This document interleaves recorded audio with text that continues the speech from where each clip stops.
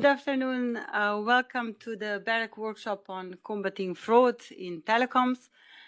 We are Katja Kmet Vrcko from HAKOM, Slovenian Regulatory Authority, and I'm Zdravko Jukic from HAKOM, the Croatian National Regulator for Network Industries. And together with Katja, we are chairing the BEREC Cybersecurity and Resilience Working Group.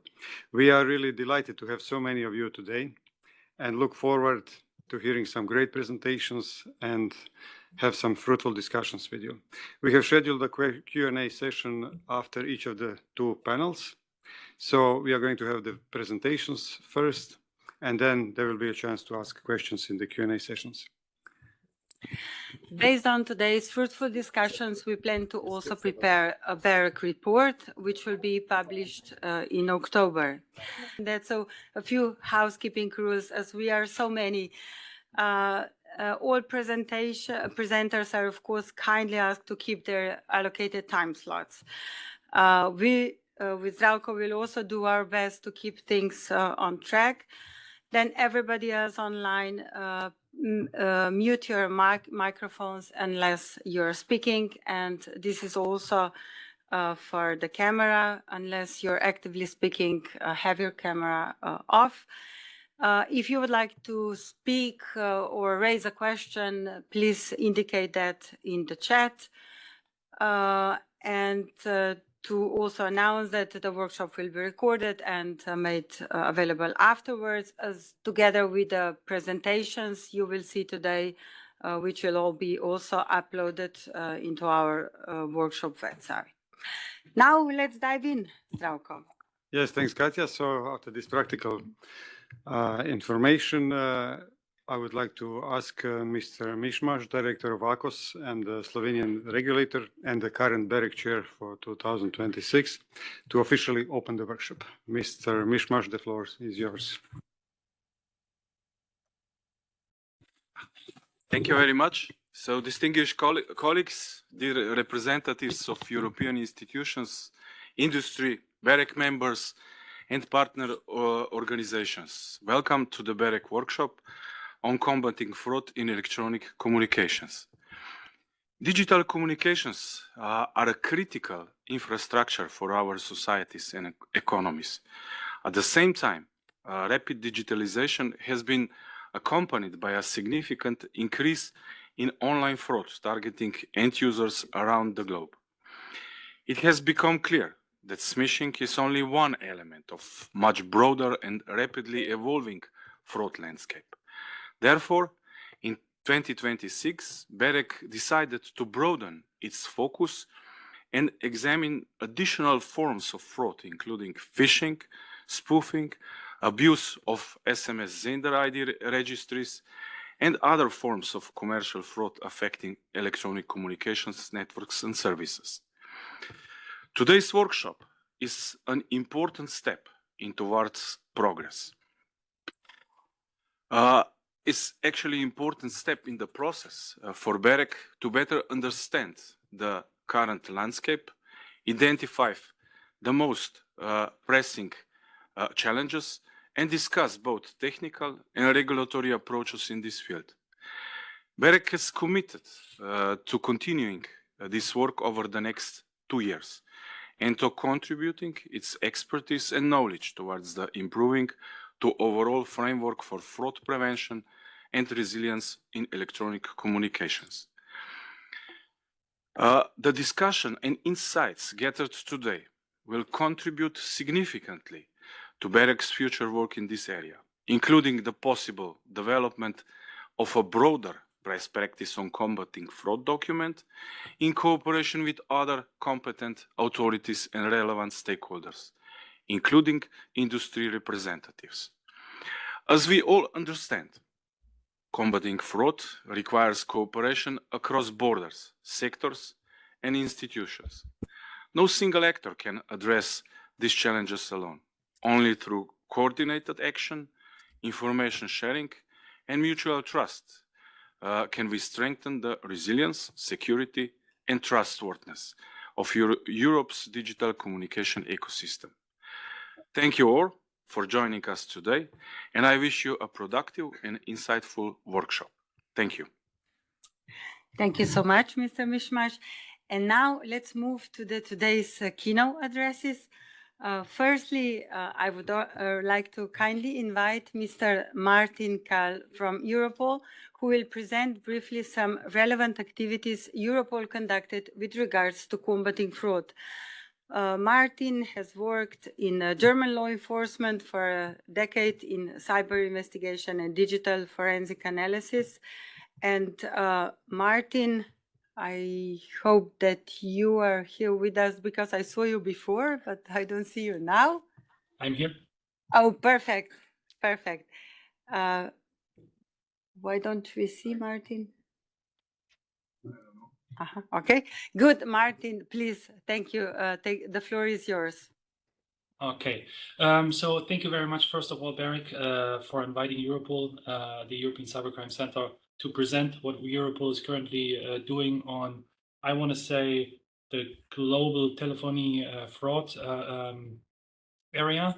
And I would like to use this keynote because it's very hard to boil down the scope of the whole Europol project that is ongoing right now. But I would like to use this to sort of give you an overview of the Europol anti-spoofing initiative and what are we planning throughout the next 2 years with a variety of stakeholders. So again, my name is Martin Kehl. I work for Europol in the European Cybercrime Center. Here I work on stakeholder in the expertise and stakeholder management unit, and specifically I work on policy and development, which entails policy development in itself, but also technological development. So Europol has decided a year ago, I want to say, that caller ID spoofing, which is silly in itself because it's such an antique issue, but caller ID spoofing has to be tackled somehow. Therefore, we have used one of Europol's tools to sort of make a stance on it, and Europol has a tool that's called the position paper, which allows us, in agreement with the European Commission, to make a public stance on a certain topic. So what you can see here is sort of the cover page of the position paper on caller ID spoofing. If you'd like to download it, you can scan the link and download it for yourself and have a look at it. The position paper was published last year and sort of the kickoff for what Europol sees as the most prevalent issue with caller ID spoofing, but also how Europol envisions resolve it and what stakeholders and sectors have to be included in a possible solution. You can forward to the next slide. So in a nutshell, what the position paper covers is sort of framing caller ID spoofing still as a global threat, which underpins a variety of crime schemes, but mostly spoofing-driven fraud. It's in up to 67% of reported fraud cases internationally, the primary attack vector or the initial attack vector to gain either access or to gain trust through social engineering. And what our friends over in Finland have found out when they have initially started their anti-spoofing initiative in 2021 already, which is running really, really good, is that when the networkers sort of applied the regulation that was given by sort of given or mandated by the national telco regulator, sort of is that up to 90% of their international calls entering the domestic core networks in office hours are either poised or with malicious background or spoofed with a fraudulent intent. So the core problem for law enforcement still is that spoofing is easy to deploy, but very hard to trace and hard to investigate and even harder to prosecute, because even though we have warrants, most of the times there's no data that we can actually access when we sort of subpoena a service provider. Therefore, we envision a strategic, we have a vision of a strategic development cycle over the next 2 to 4 years. We prioritize technical harmonization. We would like to see a regulatory convergence on a EU scale, but also obviously on a global scale, because Europol recognizes, together with our international partners, that this is a global issue that can only be solved on a global scale. Therefore, we are calling for collaborative action. So the evolution sort of in the last few years is there are already some best practice models. We have the US with STIR/SHAKEN with a centralized certificate authority or a regulator, which is a solution that could work, but still hinges on this central authority. But we also highlight that even though we have, there are best practices, there are other attack vectors or vulnerabilities in the telco sector, mainly KYC and KYT related issues that need to be also approached on a regulatory basis. Therefore, we align for strategic alignment. The EU, the Commission, has released its Protect EU strategy in the last year and has published its proposal on the Digital Networks Act, which sort of tries to re-envision the European Communications Code with a not superseding piece of legislation, but starting to tackle it in a European scale. You can go to the next slide. So very quickly after releasing the position paper on call ID spoofing, we've realized we need something else to leverage our reach. And for this, there is the so-called impact for law enforcement agencies, which is the European Multidisciplinary Platform Against Criminal Threats. It's quite a huge acronym. Basically, it's a funding mechanism for law enforcement agencies in the European Union and Schengen associated countries, and also a cooperation mechanism which invites law enforcement outsiders, mainly the industry, but also regulators, to work together with law enforcement on so-called operational actions to tackle this. Europol is leading an operational action on call ID spoofing within the operational action plan of online fraud schemes, which which started this year and will run through 2028. Therefore, we have through 2029. So we have this year, next year for the first cycle, part of the cycle, and then 2028 and 2029 for the last cycle. If you want more information on impact, you can follow the QR code if you would like to. You can forward. Now I'd like to dive into sort of the main objectives and goals of the. That should not be the next slide.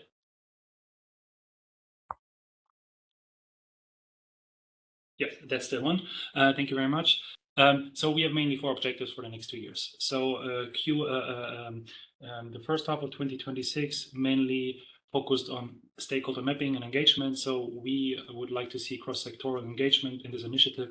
Therefore, Europol is engaged with the law enforcement community, obviously, but through BEREC and through some national telco regulators, we are also engaging with the national regulatory authorities.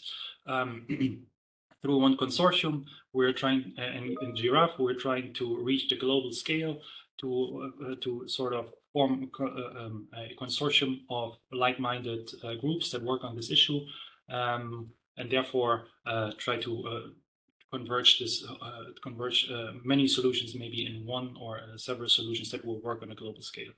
What we will now do or will focus on in the next half or the second half of 2026 is sort of a gap analysis and best practice survey with the participants of the impact cycle. So this is strictly impact. So this is sort of the shout out of the day to the industry, to regulators, but other participants as well.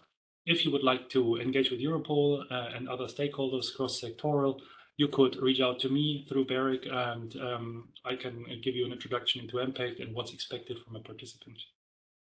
And once we have done this, we would like to call in some framework development workshops where we decide on the best frameworks that exist, regulatory and technology, and then sort of find a converging solution that could work. And sort of shooting for the stars is we would like, if with one of the service providers in the impact working group, to sort of find one of the service providers that could introduce or launch a pilot project that would sort of validate the approach and could then be part of the final report. Next slide, please.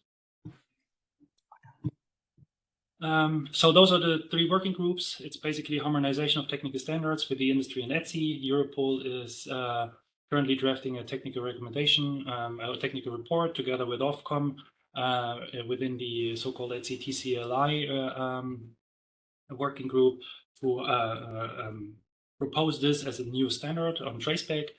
We work on cross-border collaboration with law enforcement and judicial authorities, and we aim for regulatory convergence with national regulators BEREC, and Giraffe in the future. The next slide. So this sort of concludes. So the main goal is build a consensus on whether the next step would be, we want to build a consensus on whether amending a certain standard, which is labeled here, TS, so-called TS 102.657, would be the most regulatory path forward to sort of attach a new organ item within ETSI, which is the European Standardization Body, to start working on traceback. And together with HAKOM, we are going to submit a new technical report that we will present in the end of June, and hopefully identify work items that we can work on to start really actively working on a common standard on traceback. And also we're starting to work on global integration. So together with Giraffe, which has launched a task force on traceback led by the FCC within the CPT, the ECC NAN group, on fraud. We would like engaged with them to sort of align our approaches and avoid duplication on a global scale, and sort of find a converging solution that works for both worlds, not just within the European Union. And this concludes my presentation, and I'm open for questions if interested. Thanks very much, Martin. A lot of interesting information on many useful activities. So let us go to the next keynote speech. We are pleased to have today with us Gyula Vara from the European Commission, who will present the most recent policy-related activities on fraud. So Gyula is a team leader for emergency communications, combating fraud in Directorate General for Communication Networks, Content and Technology at the European Commission. So Gyula, please, the floor is yours. Thank you very much. May I first thank to the co-chairs for this invitation, and congratulate you for organizing this workshop. I recall that exactly on the 21st of May last year, I attended a workshop with the main topic of fraud prevention as well. And I'm happy that back then it was led by the end user group, so I'm happy that BEREC is looking at this topic from both angles, end users and cybersecurity. So needless to say, this workshop is very timely from several perspectives.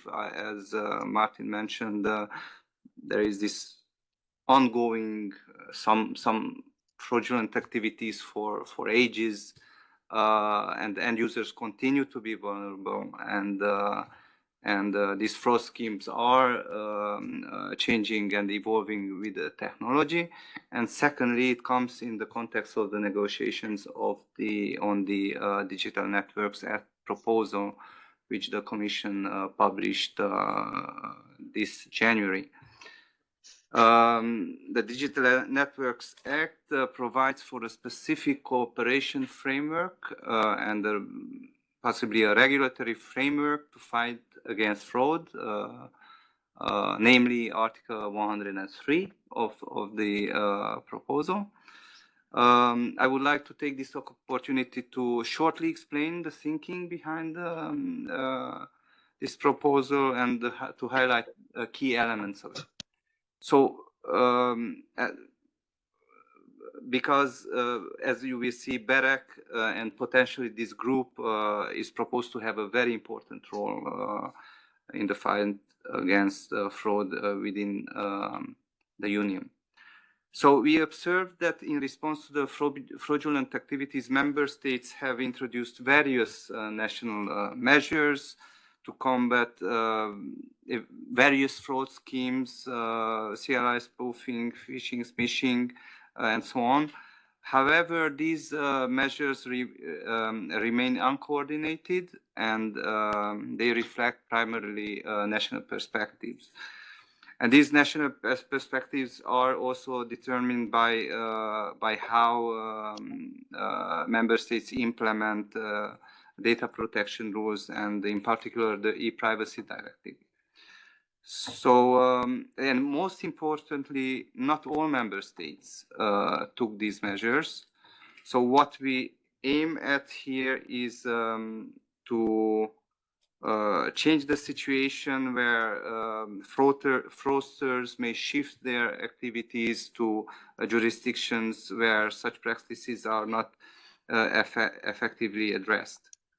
This is why the Commission proposal aims to create a framework of cooperation between electronic communication service providers and national competent authorities. This would bring an added value, in particular where such cooperation is weak. The data gathered at national level is then collected by the Office for Digital Network, the support office that is proposed for BEREC. The Office of Digital Networks would further collect information on the fraudulent activities, and it would be a platform of cooperation and platform to gather data on these fraud schemes in cooperation with relevant European and global organizations, in particular Europol and ENISA. So I would say most stakeholders that are attending today the workshop. This wealth of information and best practices is expected to enable BEREC to adopt guidelines on technical and legal measures to protect end users against fraudulent activities. The technical nature of these guidelines would enable operators to implement these measures. Meanwhile, the legal nature of these guidelines would ensure that the proposed measures and guidelines are in line with Union data protection legislation. This is why it is proposed that BEREC formally consults the European Data Protection Board and also ENISA before issuing the guidelines. What is the expectation? Is that these guidelines enable the adoption at member states level of measures that are effective, coordinated with other measures in other member states, and complementary. If this goal is not reached, there is the possibility proposed for the Commission to intervene and adopt relevant delegated acts. So I hope that this text now is on the table, that is on the table of co-legislators, will also fuel this discussion today. And I wish you a successful workshop, and I'm looking forward with great interest to the information shared here and the conclusions of this workshop. Thank you very much. Thank you so much, Gila. I guess with the keynotes that we just heard, we realize how important the cooperation actually is, especially in combating fraud. And also happy to say that obviously this workshop can be as a kind of excellent start for this cooperation. With this, I turn to Sharon, our working group member, who will present to us the results of our survey on combating fraud. Just recently we launched it, and we have some primary results who can be actually like a scene setter for today's discussion. Sharon, please, the floor is yours. We decided to try to kind of create a baseline of the various BEREC members and countries within the EU and the UK, of course. So we sent a survey to 28 NRAs who then circulated it to various MSPs in their countries. And thanks very much to, we had all 28 NRAs respond, and we had a very good 83 MSPs came back. So that's a good body of people. And a special thank you to Angelo from HAKOM for supporting me in the data analysis of this. So there's a lot more information that can be mined from the actual survey responses, but just to give you a kind of a high level. So for the NRA questions. We asked, does your country have any legal regulatory instruments that allow the fight against spoofing and other frauds where the end user receives fraudulent communications? And 23 out of the 28 said yes, 5 said no, but 4 of these are in the process of bringing in various regulatory instruments. But obviously, we only asked, do you have any? So, so then we said, do you consider that these are sufficient to combat all types of spoofing and other types of fraud? Only 3 said yes and 20 said no. The vast 22 out of the 23 block calls that are assessed as scams, but again, we didn't ask on what kind of parameters, is this like it could be, very high level and very little calls being blocked. 9 out of the 23 have an SMS sender ID registry in place, but again, we didn't ask if this was mandatory, and how it was implemented. And then one of the main items that came up again and again and through the MSPs is there was a question, do the current legal and regulatory instruments allow the check of the content of SMS? So content scanning. 5 NRAs came back with a yes and 18 said no or other. So you can click on there, Grishka, please. So these were kind of some of the comments that stood out in the NRA comments, was that regulations must be constantly updated to meet the ever-changing fraud landscape. So I suppose both or several of the speakers so far have said, the only way this will be stopped or mitigated in any kind of concrete way is for cross-sectoral, cross-border collaboration. And currently, the view is that our regulation prevents that, as opposed to, it should support it. Also, and actually the last point there, I'm from Comreg. Comreg cannot mandate content scanning for SMS currently, as we don't have an appropriate legal basis. And we have looked into this in depth and we've got external legal advice and we just cannot mandate it currently. The other problem as well is that OTTs such as WhatsApp tend to fall outside of our regulation, and at best we have we can't mandate anything towards them. And as we know, fraudsters are continually evolving. So if they, if it doesn't work with SMS, they'll just move to OTT, or in a lot of cases now, they initiate contact on SMS and try to lure the person onto the OTT's platform then. And nothing can really be done about this currently. We don't have the powers. So that's the kind of flavour of the NRA responses. So then, Grishka, so the MSPs, it was a lot harder to collate these because we asked for a lot of detail, which maybe will be useful again for further analysis. There is a vast difference in interventions implemented between the various countries. Some have nothing really in place, and then others have a lot, as much as they can. Blocking calls is the primary, so 45 out of 83 block calls that are suspected of being scam calls, but again, we don't know how, we didn't ask for the granularity on that. Is there a firewall or is it just some kind of static lists? And scanning and analysing the SMS content structure is the lowest, of course, because most countries can't bring this in. Both of the above are the main interventions that MSPs would like to see underwritten in the national legal and regulatory instruments. Then one question, which when I read it first, do you believe that the regulator sufficiently understands the practical challenges of implementing these measures?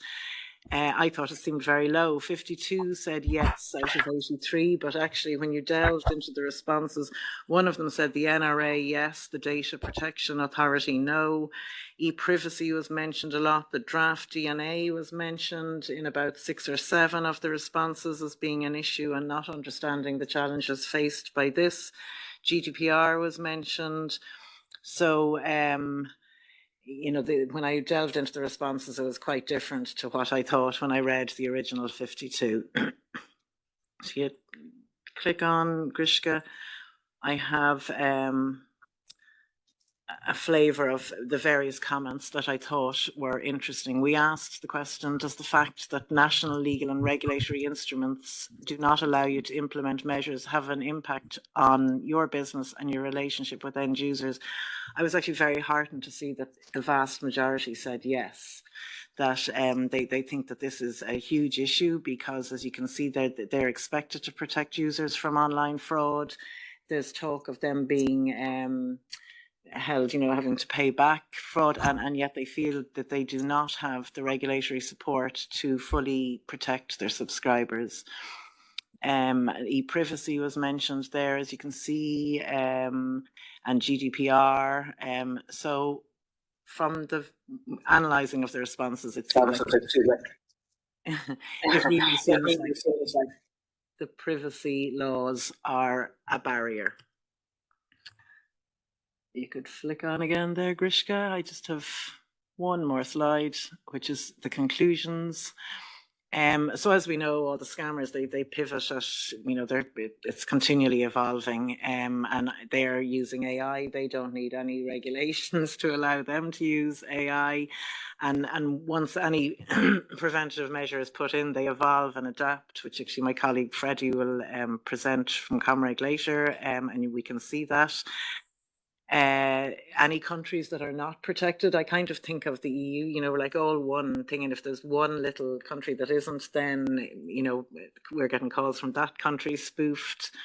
So regulation must quickly adapt to successfully combat an ever-evolving scam ecosystem, and also the legislation shouldn't limit the possibility. So I suppose to protect end users, like we all like our privacy being protected, and we're all a big proponent of GDPR as opposed to how it is in the US, but it is a barrier at the moment. It's preventing sharing between the telcos, it's preventing sharing between the financial institutions, between the telcos and the financial institutions.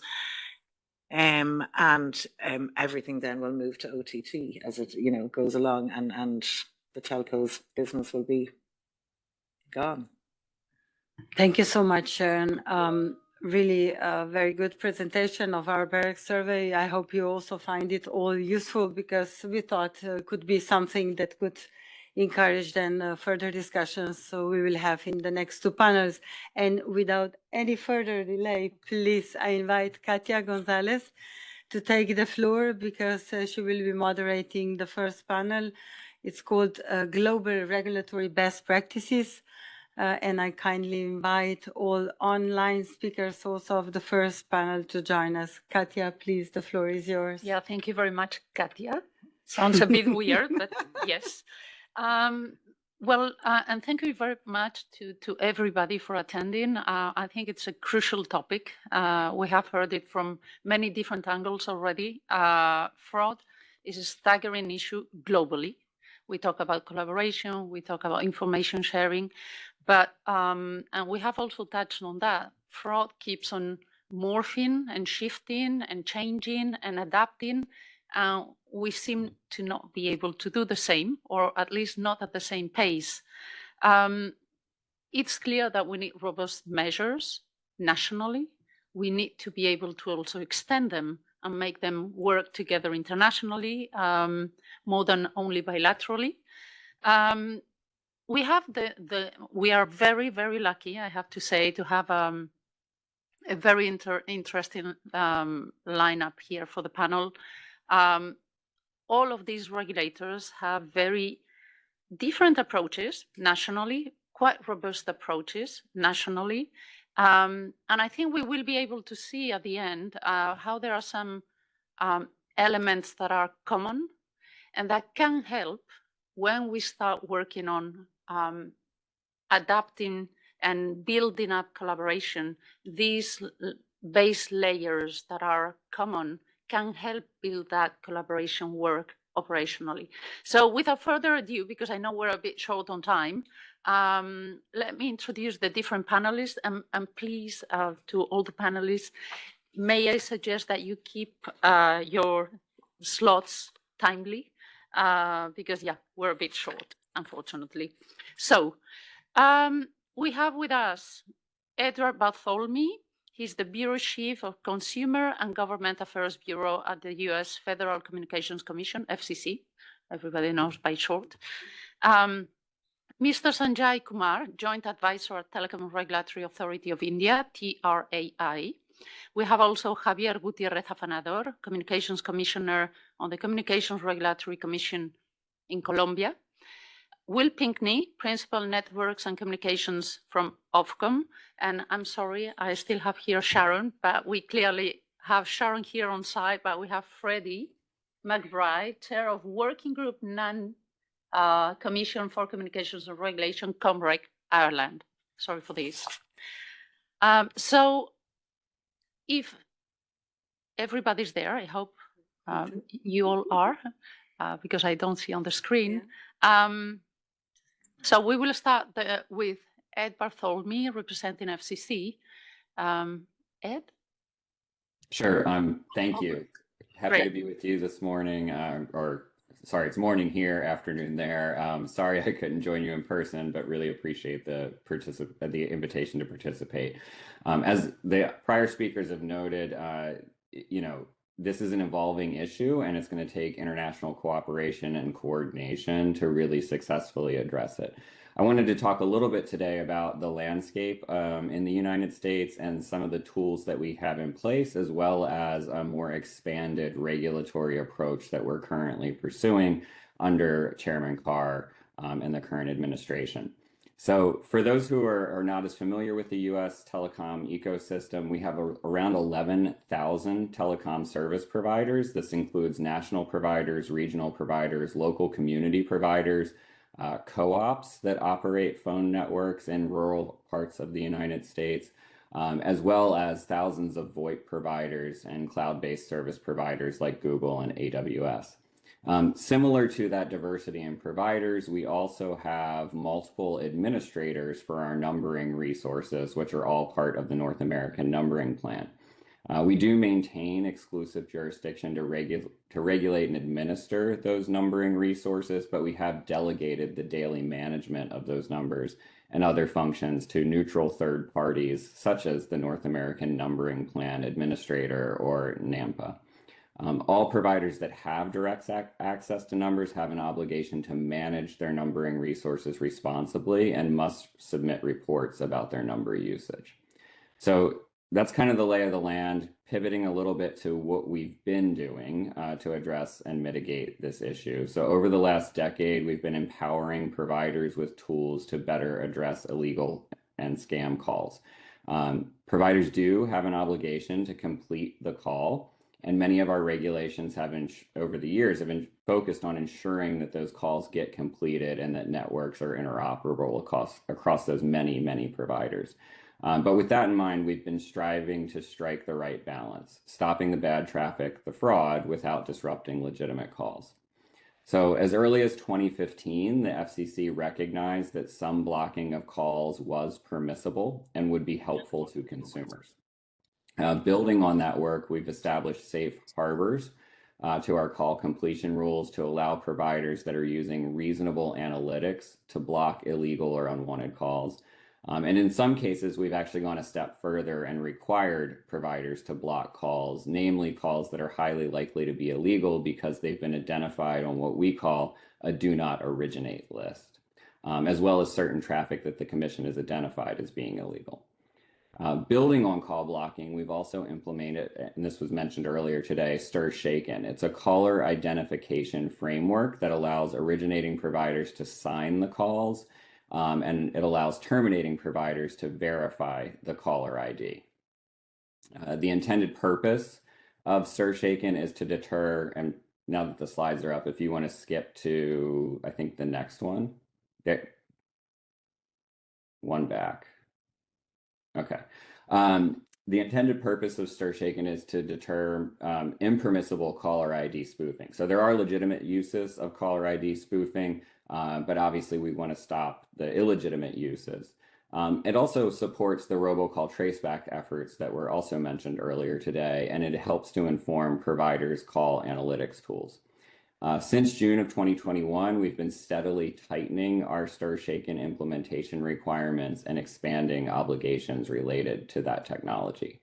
Today, all originating, terminating, and intermediate voice service providers, including US gateway providers, are required to implement STIR/SHAKEN, subject to some certain exemptions and limitations. But as many of you are aware, STIR/SHAKEN, like a number of other call mitigation tools, only works on IP networks, and there are parts of the US that still rely on legacy copper switch networks. So to account for these gaps and to complement our other approaches, we implemented a tool called the Robocall Mitigation Database to keep bad actors off the phone networks.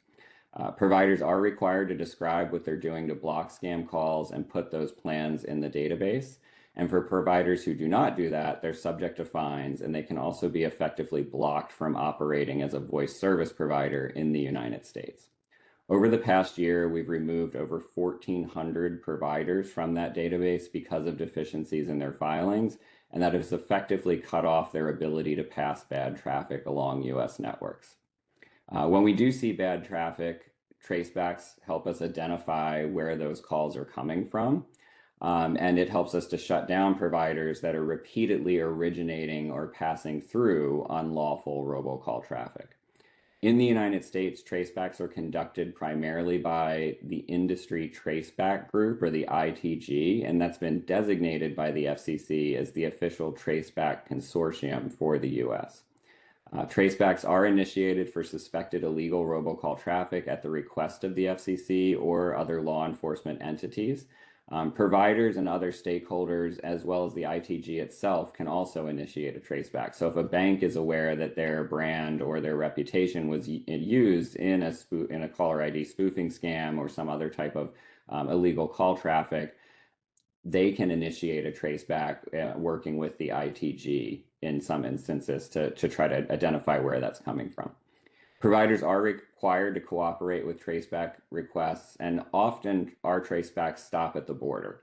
So to ensure that we can identify the source of bad traffic, we're very interested in working collaboratively with other countries to establish local traceback initiatives.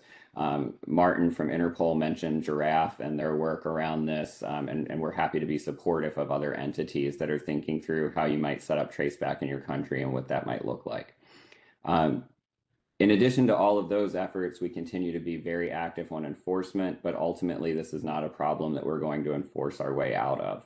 So to continue to make meaningful progress and return trust to calls, the FCC has broadened our approach. We're now focusing on attacking this issue at every stage of the call's life cycle, or all along the call's path from origin to completion. So as part of this new approach, we were tightening access to numbering resources, strengthening our know your customer rules to prevent bad actors from accessing our networks, using fees or bonds to financially deter illegal robocalls that originate abroad, creating additional provider accountability through know your upstream provider requirements, enhancing our caller ID authentication framework and the tools that providers have there, improving call blocking tools so that providers can stop suspected bad traffic in its path, deterring the use of US area codes when a call originates overseas, and implementing call branding to empower consumers with enhanced and more detailed information about the calls that are coming in so they can make an informed decision about whether they want to interact with that call or interact with the message. We think this new approach is putting pressure in the right places and creating tools and accountability that providers need to better target their fraud fighting efforts. And I thank you again for the invitation, and I'll turn it back over to Katja. Well, thank you very much, Ed. Extremely interesting. While we get the next speaker ready, maybe there are a few things that I thought were interesting, and you tied already very good back to what had already been discussed by the previous speakers. There are a number of things like how you handle your numbering resources and try to control and create transparency there. The use of STIR/SHAKEN, and there are going to be a couple other interventions that we'll be talking about that and clarifying. It may not be the panacea, but it's already a good layer. And traceback, and I think that's one of the key elements here. One of these elements that can create this cross-border collaboration. Of course, as I said before, we need that national layer first, but then creating interaction with other jurisdictions becomes a bit more easier. So with this, I think, thank you very much, Ed. We're going to come back to you a bit later. So, but for the time being, Mr. Sanjay, are you?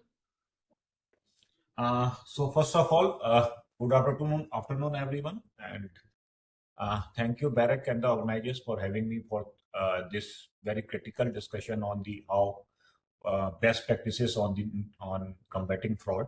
So in next 5 to 6 minutes, I would be basically covering that what is the scale of the digital ecosystem that we are working with, and the scale of the threat vectors which we are facing in last couple of years, followed by the practices that has been evolving in last 2-3 years, layer by layer. So with this, please, next slide, please. Yeah. So India digital, as you know, that India is having one of the world's largest digital ecosystem with 1.3 billion telecom subscribers, which sends almost 6.6 billion messages every day, and apart from this, almost 241 billion digital payment transactions are made annually. If I'm not wrong, it is almost half of the total world's digital payment transactions. So why we are telling about this is that the massive scale of the digital ecosystem has equally contributed to the rising spam and the fraud, and this has forced, as a regulator, as a TRAI, this has forced us to adapt our regulatory measures, which moves from the reactive to the preventive, and move from the manual to the automated, become more interoperable. And also, in the last recent years, we have started the network intelligence layer for dealing with the massive scale of the spams, which are increasingly coming from the unregistered numbers rather than the registered telemarketers. We have been seeing that last couple of years, there is a sudden rise of the spams coming from the unregistered numbers. As these unregistered numbers bypass the regulatory infrastructures that we have put in place, we have to deal with the technology like artificial intelligence and the machine learning to deal with such kind of vector threats. Next slide, please. So these are just to indicate the scale. Right now we are having almost 8 billion calls. 8 billion calls are made daily on the daily basis, and the 6.6 billion number of SMS are sent on the daily basis. Next slide, please. Yeah, out of this 8 billion calls, almost 3.54% of the calls are tagged as spam calls. And when it comes to the SMS, out of 7.55 billion SMS, almost 0.21% of SMS are tagged as spam by our AI systems, with AI tagging system, which we are talking about the later slides. Next, please. This is the total calls getting generated. So we have given a separate series for making promotional calls, so that the customers can identify whether it is a promotional calls or a normal calls. So we call it a 140 calls. And out of total outgoing calls, the number of 140 calls makes it 1.36% of the total outgoing calls, where the total outgoing calls are 8 billion. Out of that 108 million calls, almost 9 million calls, that is the 8.25%, are blocked due to the do not call registry. Next slide, please. Okay. So this is the distribution of the commercial SMS messages. So out of the total SMS generated, our commercial SMS that we deal with our regulatory platform is almost 2.3 billion. Again, all the figures are on the per day basis, and the SMS which are blocked due to the DND are almost 2.61% of the total SMS get blocked due to the preference set by the customers in the DND registry. DND registry is nothing but a do not call registry. Next slide, please.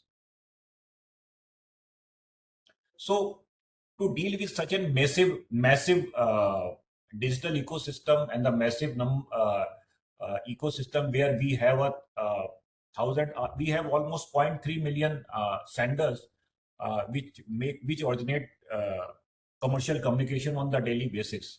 So to deal with such a huge number of 0.3 million commercial callers, we have come up with an architecture that we call regulatory architecture that we call Telecom Commercial Communication Customer Preference Registry 2018. This is basically based on a co-regulatory model. So what our regulation does is that it only defines the boundaries of the regulation, or it lay down the rules for the telecom operator. And in the other hand, it also empowers the telecom operator to lay further rules for the telemarketers and the entities who are sending the commercial communication. So the whole of the regulatory approach is based on the co-regulatory approach. So we are not micromanaging the because due to the massive scale of the entities and the telemarketers, we have left it to the telecom operator to make the final rules within the boundaries set by the TRAI via TCCB regulations. All these regulations uses a blockchain-based DLT platform, distributed ledger technology platform, that has been operating from last 7 years. And the basic pillar of this platform is to mandate the registration for each and every entity which is participating in the ecosystem. So all the entities who are participating in the have to necessarily register themselves, and not only register, each and every A2P, SMS and calls are scrubbed against the registered data. So if someone has registered the data and that entity is not sending the call or SMS as per the registration, then those calls and SMS are dropped on the real-time basis. And the second pillar is traceability. So traceability, all the DLT ecosystem has been designed to ensure that each and every entity who has made the communication is traceable. And add to this traceability information, we have recently come up with a new tool, new regulatory tools that we called a PTM chain binding. This binding is that to ensure that each and every entity is traceable, we have mandated that the complete route, that is from the origination of the sender to the aggregator, telemarket aggregator, then to the aggregator delivery, and then to the, so complete chain of 3 to 4 entity, all the complete chain has to be registered on the DLT, not only the entity, but the chain and the route that through which the messages or the calls would be put, the messages has to be, would be sent, has to be registered on the blockchain based DLT platform. And when a SMS is sent, the chain, the registered, it is checked on the real-time basis whether the message has come through the registered route or not. If it is not come through the registered route, the SMS, the messages are dropped on the real-time basis. Next slide, please. To scale, to deal with this such a massive threat factors, we have tried to develop regulatory architecture that is based on the preventive test rather than the now slowly from the last 3-4 years we have slowly moving from the reactive tools to the preventive tools. So one of the such tools are number one, whitelisting of URL, APK, OTT links and callback numbers in the SMS. So now we have mandated that each and every A2P SMS which contains any A2P SMS, not the P2P messages, A2P messages, every URL, APK, OTT has to be whitelisted and registered with the TSP. If some messages, A2P messages come where there is some URL or any OTT link or callback number which is not priorly whitelisted with the telecom service provider, such messages are dropped. So this has been very effective in preventing the sending the fraud SMS which contain the fraudulent URLs and the callback numbers. This is very recently regulatory tools that we have adopted. Apart from that, we have a preference and the digital consent framework. So the digital consent, the preference registry, we have almost more than 250 million number of customers have already set in their preference in the preference registry. Digital consent framework is the work in progress. So we hope that within the next year we will come up with the digital consent, finalize that work is going on this framework, and we intend to host billions of consent, offline consent that has been taken by the various business entities, and to host all those consent on the digital platform so that all the promotional communication are based either on the preference or the consent framework. Apart from this, we have given a dedicated number series for the promotional and transactional calls. For promotional calls, 140 has been given, and for transactional calls, 1600. So 1600 calls has been specifically allotted to the banking sector entity, not to others, because we feel that for a customer, the calls which are coming from the banking sectors, and what our analysis tells is that most of the fraudulent entities may call in the name of banks and or other financial institutions rather than any other sector.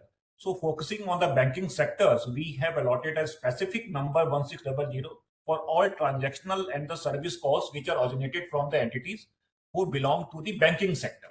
So now the customers who is receiving the calls have a choice to take the call or not to take the call. He knows that whether the call is coming from a banking sector or it is a simple promotional message or it is a P2P call. So clear distinction there. So using this tool, then we have empowered our customers.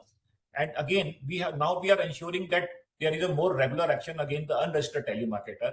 So as I told you previously that right now, the contribution of the spam from the unregistered telemarketer is increasing, and presently almost 83% of the spam which is coming is coming from the unregistered telemarketers, which bypass this complete DLT infrastructure. So Mr. Kumar, may I ask you to try to wrap up to allow for time for the others? Thank you. Next slide. Sure. Next slide.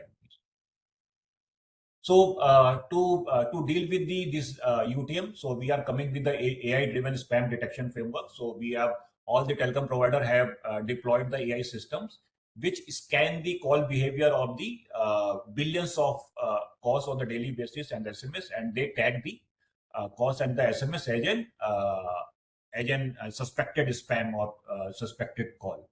And not only this, we are using now the AI intelligence to take action against the spammers also. Next slide, please.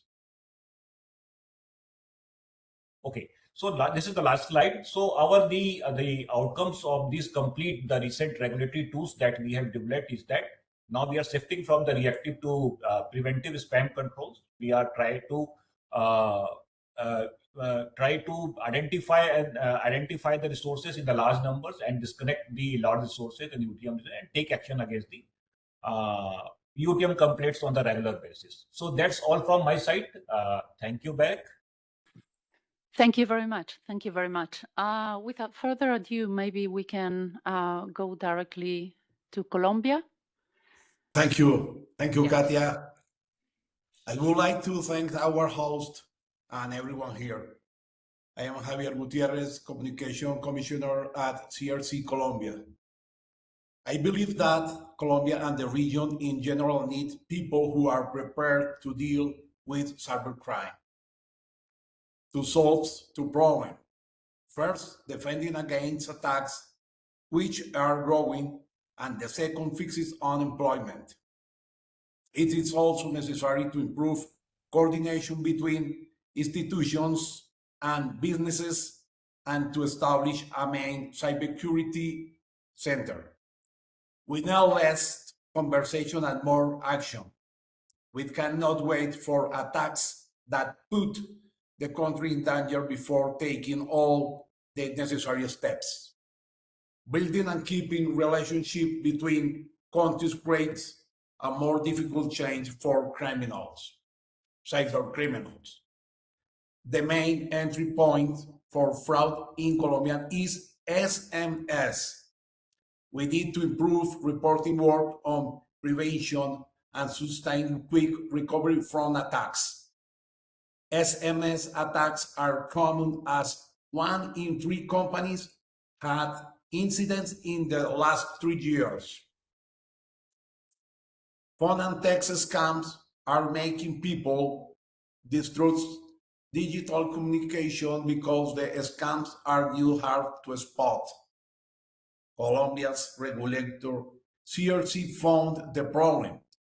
Rules only act after fraud happens. The new plan is prevention in 3 steps. Verify senders, monitor traffic, and educate user. For calls, use tools like star checking to block fake numbers. For text, control who can send and block suspicion routes. Additional measure, ongoing monitoring, operator report, and public education are needed regulator, telecoms, bank, and authorities must work together to make calls and text safe again. In goal, stop fraud before users are exposed, not just react after. Thank you. Thank you very much, Javier. Very concise. Thank you very much also for that. But very interesting. At the point. Yeah, we'll come back to you, of course. Thank you. Thank you very much. So we have now Will Pinkney from Ofcom. Thanks, Katja. No slides from me. I'm sorry I'm not there in person today. Given time constraints and the audience as well, I'll focus really narrowly on what Ofcom's work in the UK context and what our regulatory powers allow us to do. But that means I won't speak about the way that kind of fraud prevention really operates in the UK, which is that it is a multi-party effort involving a very complex environment of stakeholders that drive forward progress. UK government, law enforcement, industry, data sharing consortia, they're all close partners on our work to tackle fraud and scams. But I won't say more about that given the time constraints. Ofcom takes a joined up approach to tackling fraud and scams across all the services we regulate, which are a broader set of services than perhaps some telecoms regulators around the world. We use our powers to tackle scam calls and messages, but since 2023, we've been empowered to tackle fraud online as well. Fraud online typically takes the form of fraudulent search ads, social media messages, over-the-top messages, social media ads, I should say.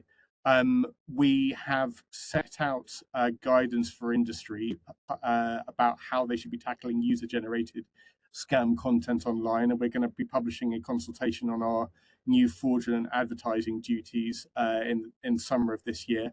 So much going on at Ofcom beyond telecoms, but let's stick to telecoms from here on in. Our regime is much more mature in telecoms, as you might imagine, and we have strong powers to require effective protections of industry.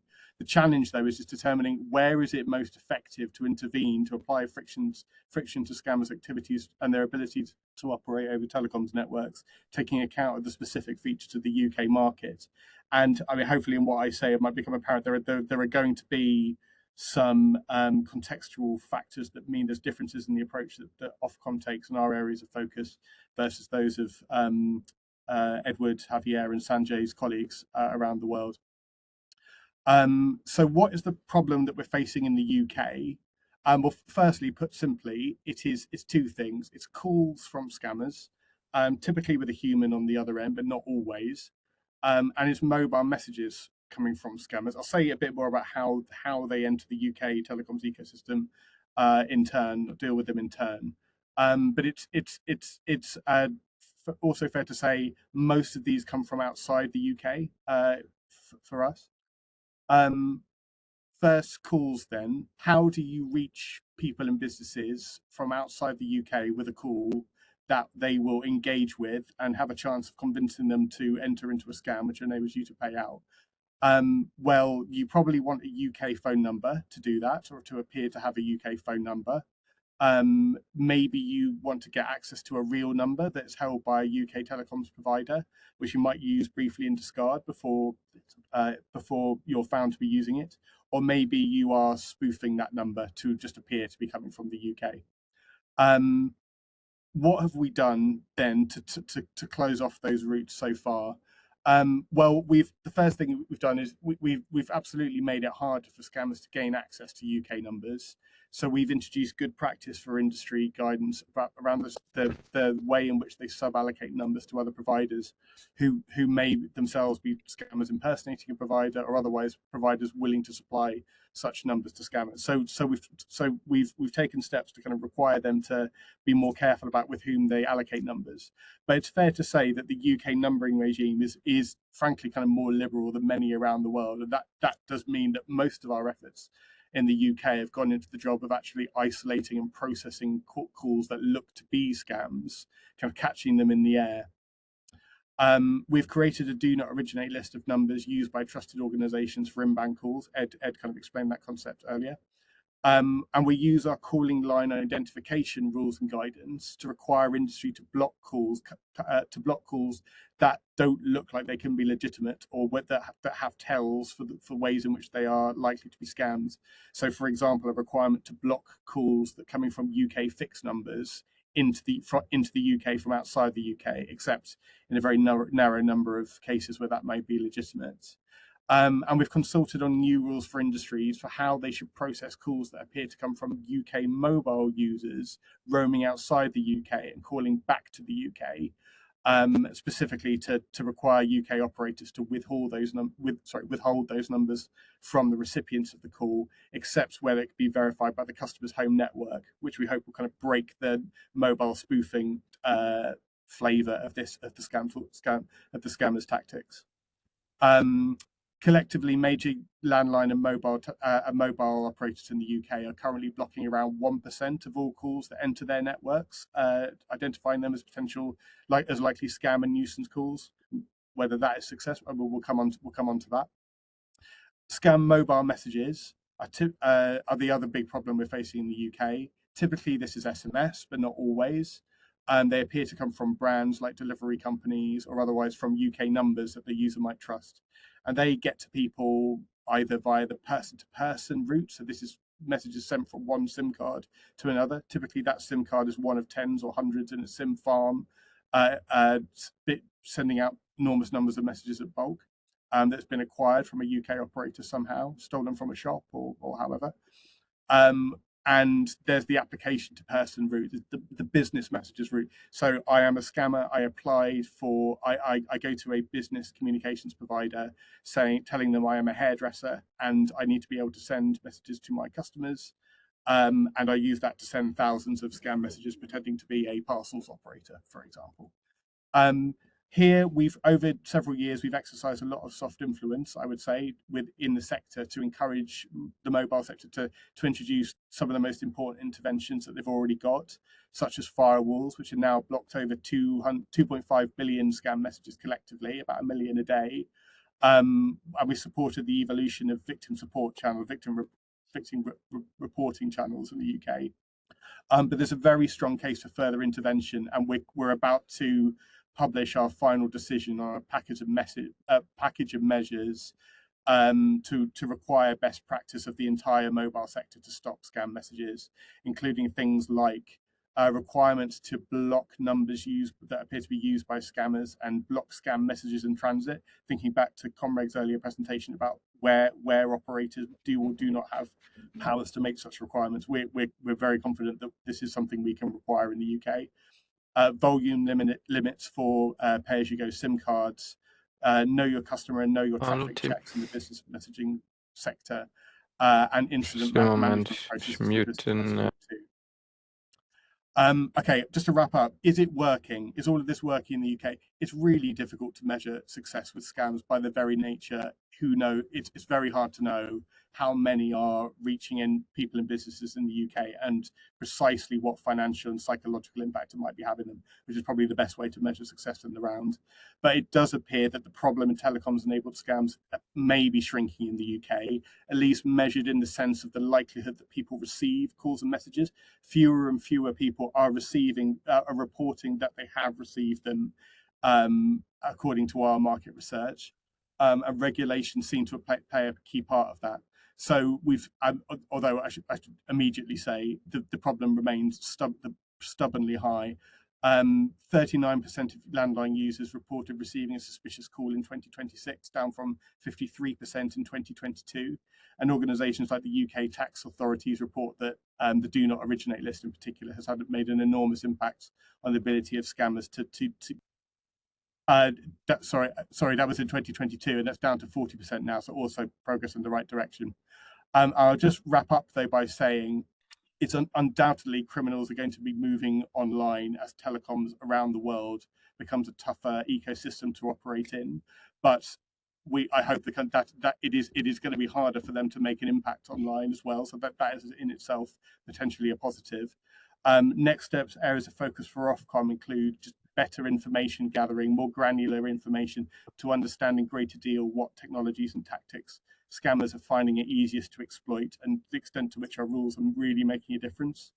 Strengthening our visibility of who is using numbers in the UK, so for example, by improving the existing traceback processes we have in the UK for tracing scam calls back to how they entered the UK and beyond. And finally, supporting the information sharing ecosystem in the UK so that information on scammers' activities is shared effectively throughout the industry. I'll stop there. Thank you. Well, thank you very much, Will. A very comprehensive approach that you have in UK also. I'll directly go to Freddie from Comreg, Ireland. Hi, Katja. Hi, Freddie. You can hear me okay? All good. We can even see you. Great. And I think I've got some slides there. Yeah, so thank you very much for the opportunity to address this workshop today, and good afternoon to all colleagues. So I'm just going to talk about what we've done in Ireland in this space, and we can talk about how effective it has been as well. So back in COVID times during the pandemic in 20 and 21, Irish end users received a huge increase in scam calls and texts. And we formed a nuisance communications industry task force to investigate the problem. And then that was followed by some research that we commissioned in 2022. And you can see there on the left, I won't go through the details. Suffice to say that certainly it pointed to a need for intervention by the industry and by the regulator to do something to stamp out scam calls and texts. So in 2023, we consulted on possible interventions. In 2024, we published our response to consultation and decision instruments to introduce 6 interventions, 5 on the voice side and 1 on the SMS side. We also consulted in 2024 on the introduction of an SMS scam filter, which would have content inspection.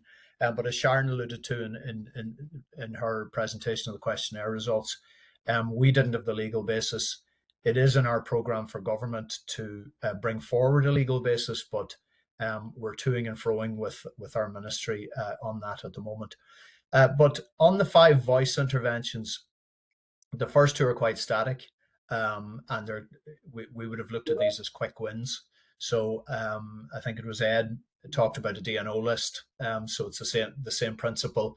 That's how it works. And then the protected number list is literally when a number is spoofed that is part of your numbering plan that hasn't been allocated to any operator. So really there shouldn't be any services on it. The operators block those calls from coming through to end users. The next 2 interventions have had a lot of impact, the fixed and mobile CLI call blocking. So this is really protection against spoofed Irish numbers coming across international gateways into Ireland. And on the mobile side, of course, there's one legitimate scenario there when you have a roamer, but our mobile CLI call blocking intervention has roamer check capability. So if it's not a valid roamer, the call will be blocked. And then the voice firewall is the 5th and latest intervention. It's dynamic. It uses machine learning. All of the operators have implemented them, the operators in scope, that is. And it's probably still early days to know how effective they will be, but I can give some stats on the next slide. But also the SMS sender ID registry covers application to person messages.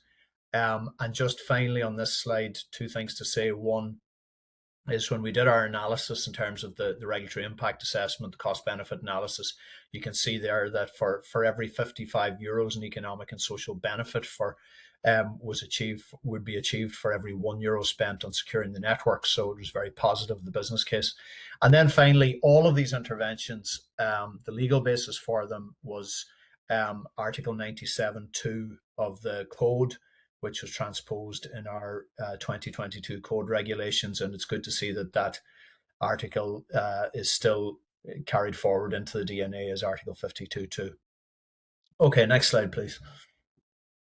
So here, just to show you how effective the voice interventions have been. So the mandate came into effect in October, so operators had to have implemented all of these by then. And you can see the levels of call blocking. So, for example, you can see there the mobile CLI call blocking accounted for the vast majority of block calls, 74%, or 91 million calls blocked. That followed by the fixed CLI intervention, 26 million. And then the other ones are a lot smaller. Now, we expect the voice firewall to they were implemented by the operators about 3-4 months ago. They were in kind of learning mode for a couple of months. And so March was the first month that we had reported metrics. So the volumes are still quite low. But we have confidence that they will be extremely effective going forward. The thing to note there, you can see that in August, September, October 25, we had very high number of calls blocked. And then it started to really fall down towards December.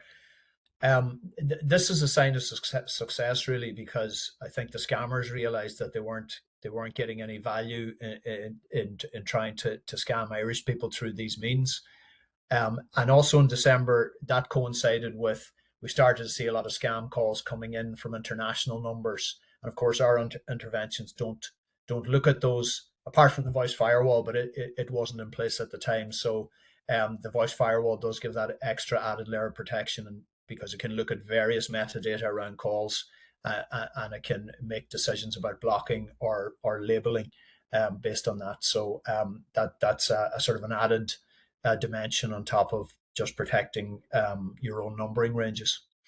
And then if we move on to the next slide, so just this is the SMS Sender ID registry.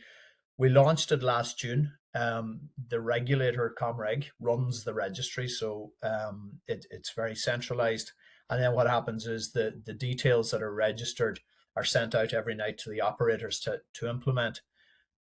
What we realized in implementing this was that the A2P ecosystem, if you like, is extremely complex. We're talking Ireland's a small country, but we'd have, between 80 and 90 SMS aggregators in the market. You think it would be logical that an Irish business sending a message to an Irish end user would use an Irish aggregator. That's not how it works. It could be using a South African aggregator that then transits through Australia and then through a European aggregator, and eventually it ends up back in Ireland. So it is quite a complex ecosystem. We have, it's interesting, our market for SMS, we have about 2.3 billion messages per annum. So little over a day's in terms of the volumes that Sanjay reported for India. So that's smaller. And about of that 2.3 billion, 615 million would be A2P messages. So we still have an SMS gap where, P2P messages are still, if you like, not protected by any intervention. And as I said, we're pursuing that with government in terms of a scam filter. Just on the graph there, you can see that when we introduced the registry, as and I suppose it's a lesson for anyone who goes down the road of a sender ID registry, because there's so many players in the market, you really need to work with them. And we did that through the Nuisance Communications Industry Forum, which was established, because the interventions, it's really important. If you just do a regulation and say, okay, go and implement that, you really need consistency on implementation right across the ecosystem. You can't make assumptions that everybody understands what the requirements are, regardless that they're in the business. So it's really a hand-holding exercise. And also there are dependencies between industry players to make this work as well. So we found having an industry forum, which was running for 2 years, basically, to implement all of these interventions was really, really impactful. We're at a stage now where we have over 20,000 registered sender IDs from over 15,000 organizations. We're approving about 18 per day. Our scam labeling is now at about 2.5%, which which is fine. It was really high at the start, but that's because we had lots of unregistered or still unregistered sender IDs, and we had some industry implementation issues in terms of understanding what they needed to do. But it's working really well now. We've had feedback from the banks, for example, who have very high profile sender IDs, that they haven't seen a single message coming into any of their customers on their sender IDs. What's happening is the fraudsters are moving to other areas. So, for example, we have a 5-digit short code range in Ireland. That was being then spoofed on the A2P channel. Through the Nuisance Communications Industry Forum, we extended the sender ID registry intervention to cover that. And now we're seeing, and I think Will alluded to it, lots of messages coming in on the P2P channel, which the fraudster try and make look like they're official messages from businesses. So we need to address that.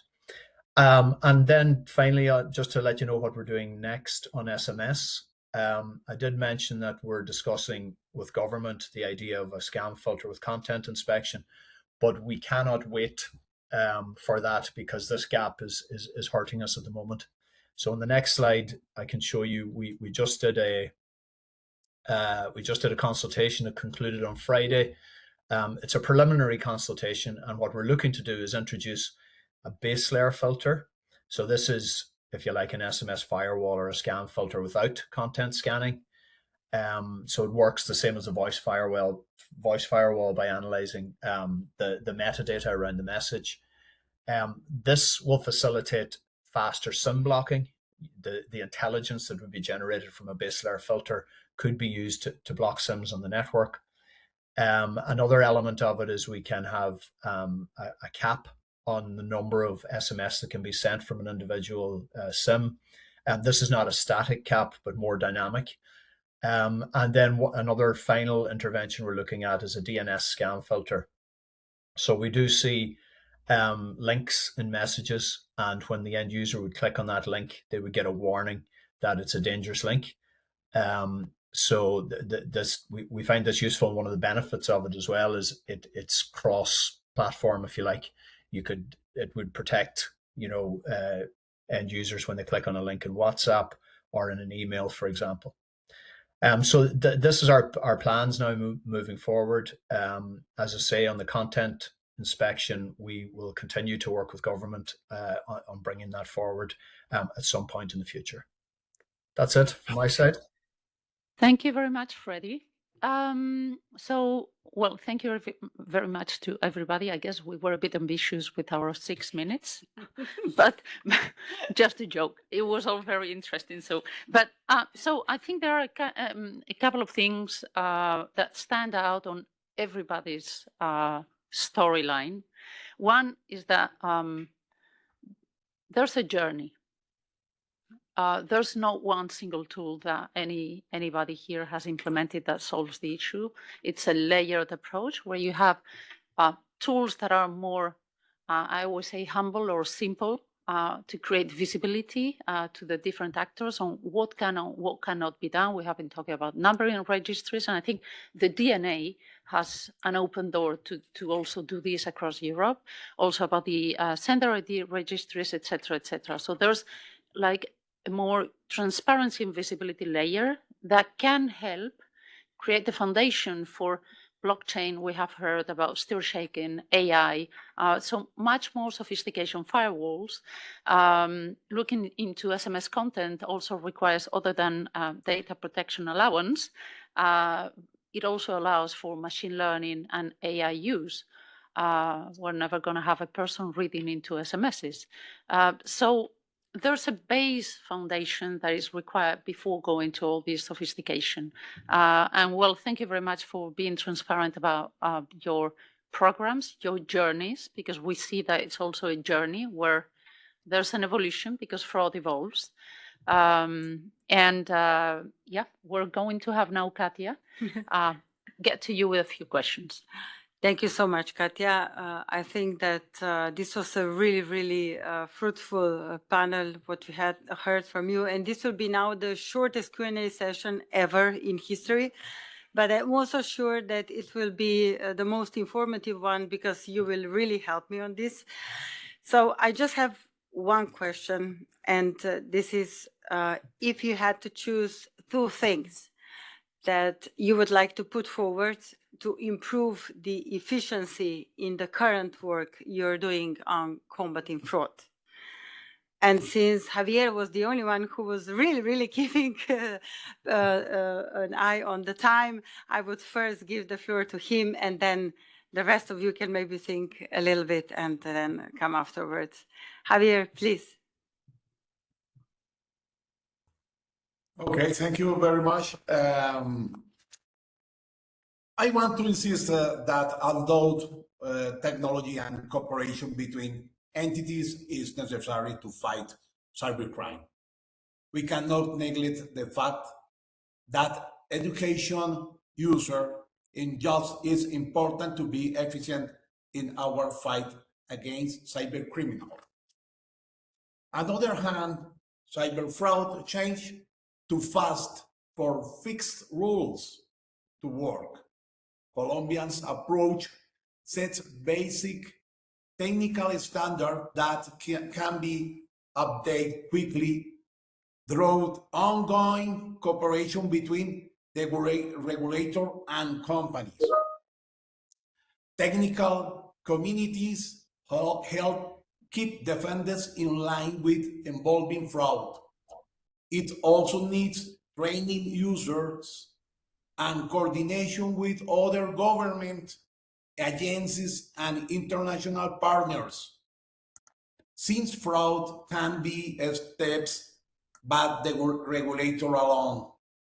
The goal is a trusted, transparent messaging system that lets people use digital service confidently. Thank you. Thank you so much, Javier. I think we can go now in the same order as before. So I turn to Edward. Ed, are you still with us? Sure. Yeah, thank you. I would say, it's been touched on by many of my colleagues already today, but provider accountability and provider trustworthiness is really important. And I think another thing that Freddie hit on is helping providers understand expectations and how you as a regulator sort of need them to act in this environment. Will mentioned this is not just a telecoms issue. This needs to be a much more broad and coordinated effort across various verticals, right? So there's financial industry has a role to play. So your colleagues at the regulatory entities that oversee sort of banking and transactions have an important role to play. But our work in the telecom space is largely trying to focus on ensuring that providers understand that they have accountability and that they need to take steps to be operating as good actors. Otherwise, we can't continue to allow their traffic to go across the network. Indeed. Thank you so much. Sanjay?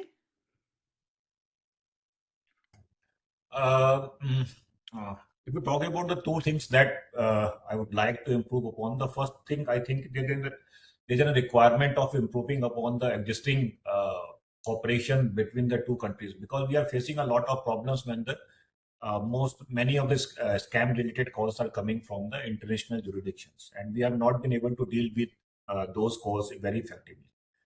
And the second point that would like to improve upon would be to have a more coordination between the traditional channels, telecom and SMS channels, and the OTT channels. So what our experience during the last 2-3 years is that then when we come up with the stringent regulations and we become more strict on enforcing the regulation on the traditional channels of the SMS and voice, the scam and the spam calls and messages start shift to the OTT channels. But due to the jurisdiction issue that we have a different administrative ministries to deal with the OTT and the traditional channels, and the OTT channels are still, they are relatively out of the regulatory framework. They are relatively not that closely regulated. So this creates a opportunity from the spammers is going to take the advantage of that jurisdictional gap. So I would like that these two things need to be tackled on the priority. Thank you so much. Will? I'll just speak to one thing which I alluded to earlier. It's data. So, I mean, some of us were able to present information about kind of calls intercepted, messages intercepted, kind of the impact of specific interventions and actually in catching scam comms, kind of how many we stopped getting. But generally, I would imagine all my colleagues are in the same position. We lack great data about how many scam messages are really getting to people, and how do they link to actual scam losses in the real world? What's the total universe of harm? There are ways I think we can do more in the UK to get at that through to gathering better and more granular data through crime reports and working with financial services to actually understand how communications really reach people, and therefore to measure the impact of our remedies over time. Thank you, Will. And finally, Freddie, please. Thanks, Katja. Yes, very interesting responses there. Maybe just to follow up on what Will said, our central bank released some research a few days ago, and they found that 38% of people in Ireland never report that they were a victim of a scam. And these are usually because it's that trade-off between how much they were defrauded by and embarrassment, really. People think, I'm too intelligent to get scammed, and therefore I'm not going to tell anybody. So yeah, I think it would be great to be able to actually, try and understand how our efforts are actually having an impact in terms of the fraud element. I mean, we talk about calls blocked, but that doesn't really tell us anymore. And I think one of the issues that why that is important is as time goes on and as we implement interventions and as we get better at it and more coordinated at it, one of the things that'll happen is that the scammers pivot, of course, and they get more sophisticated, and we're already seeing this. The scam campaigns now are cross-platform. This becomes difficult. I mean, even, you look at the members of BEREC, the regulators, once you move into the digital space, in a lot of countries that might be a different regulator, different space. It becomes harder to coordinate across that. And what I think is really needed here, and I would look to Australia as the kind of international benchmark on this, and that is where you've got a top-down, multi-sector, government-backed scam framework, if you like. And I do think it's certainly lacking in Ireland. I think we've done a lot of good stuff, but still it's sector driven. So I think having like a minister that has responsibility for this and a coordinated government program to deal with it across sector would be really, really good and really effective.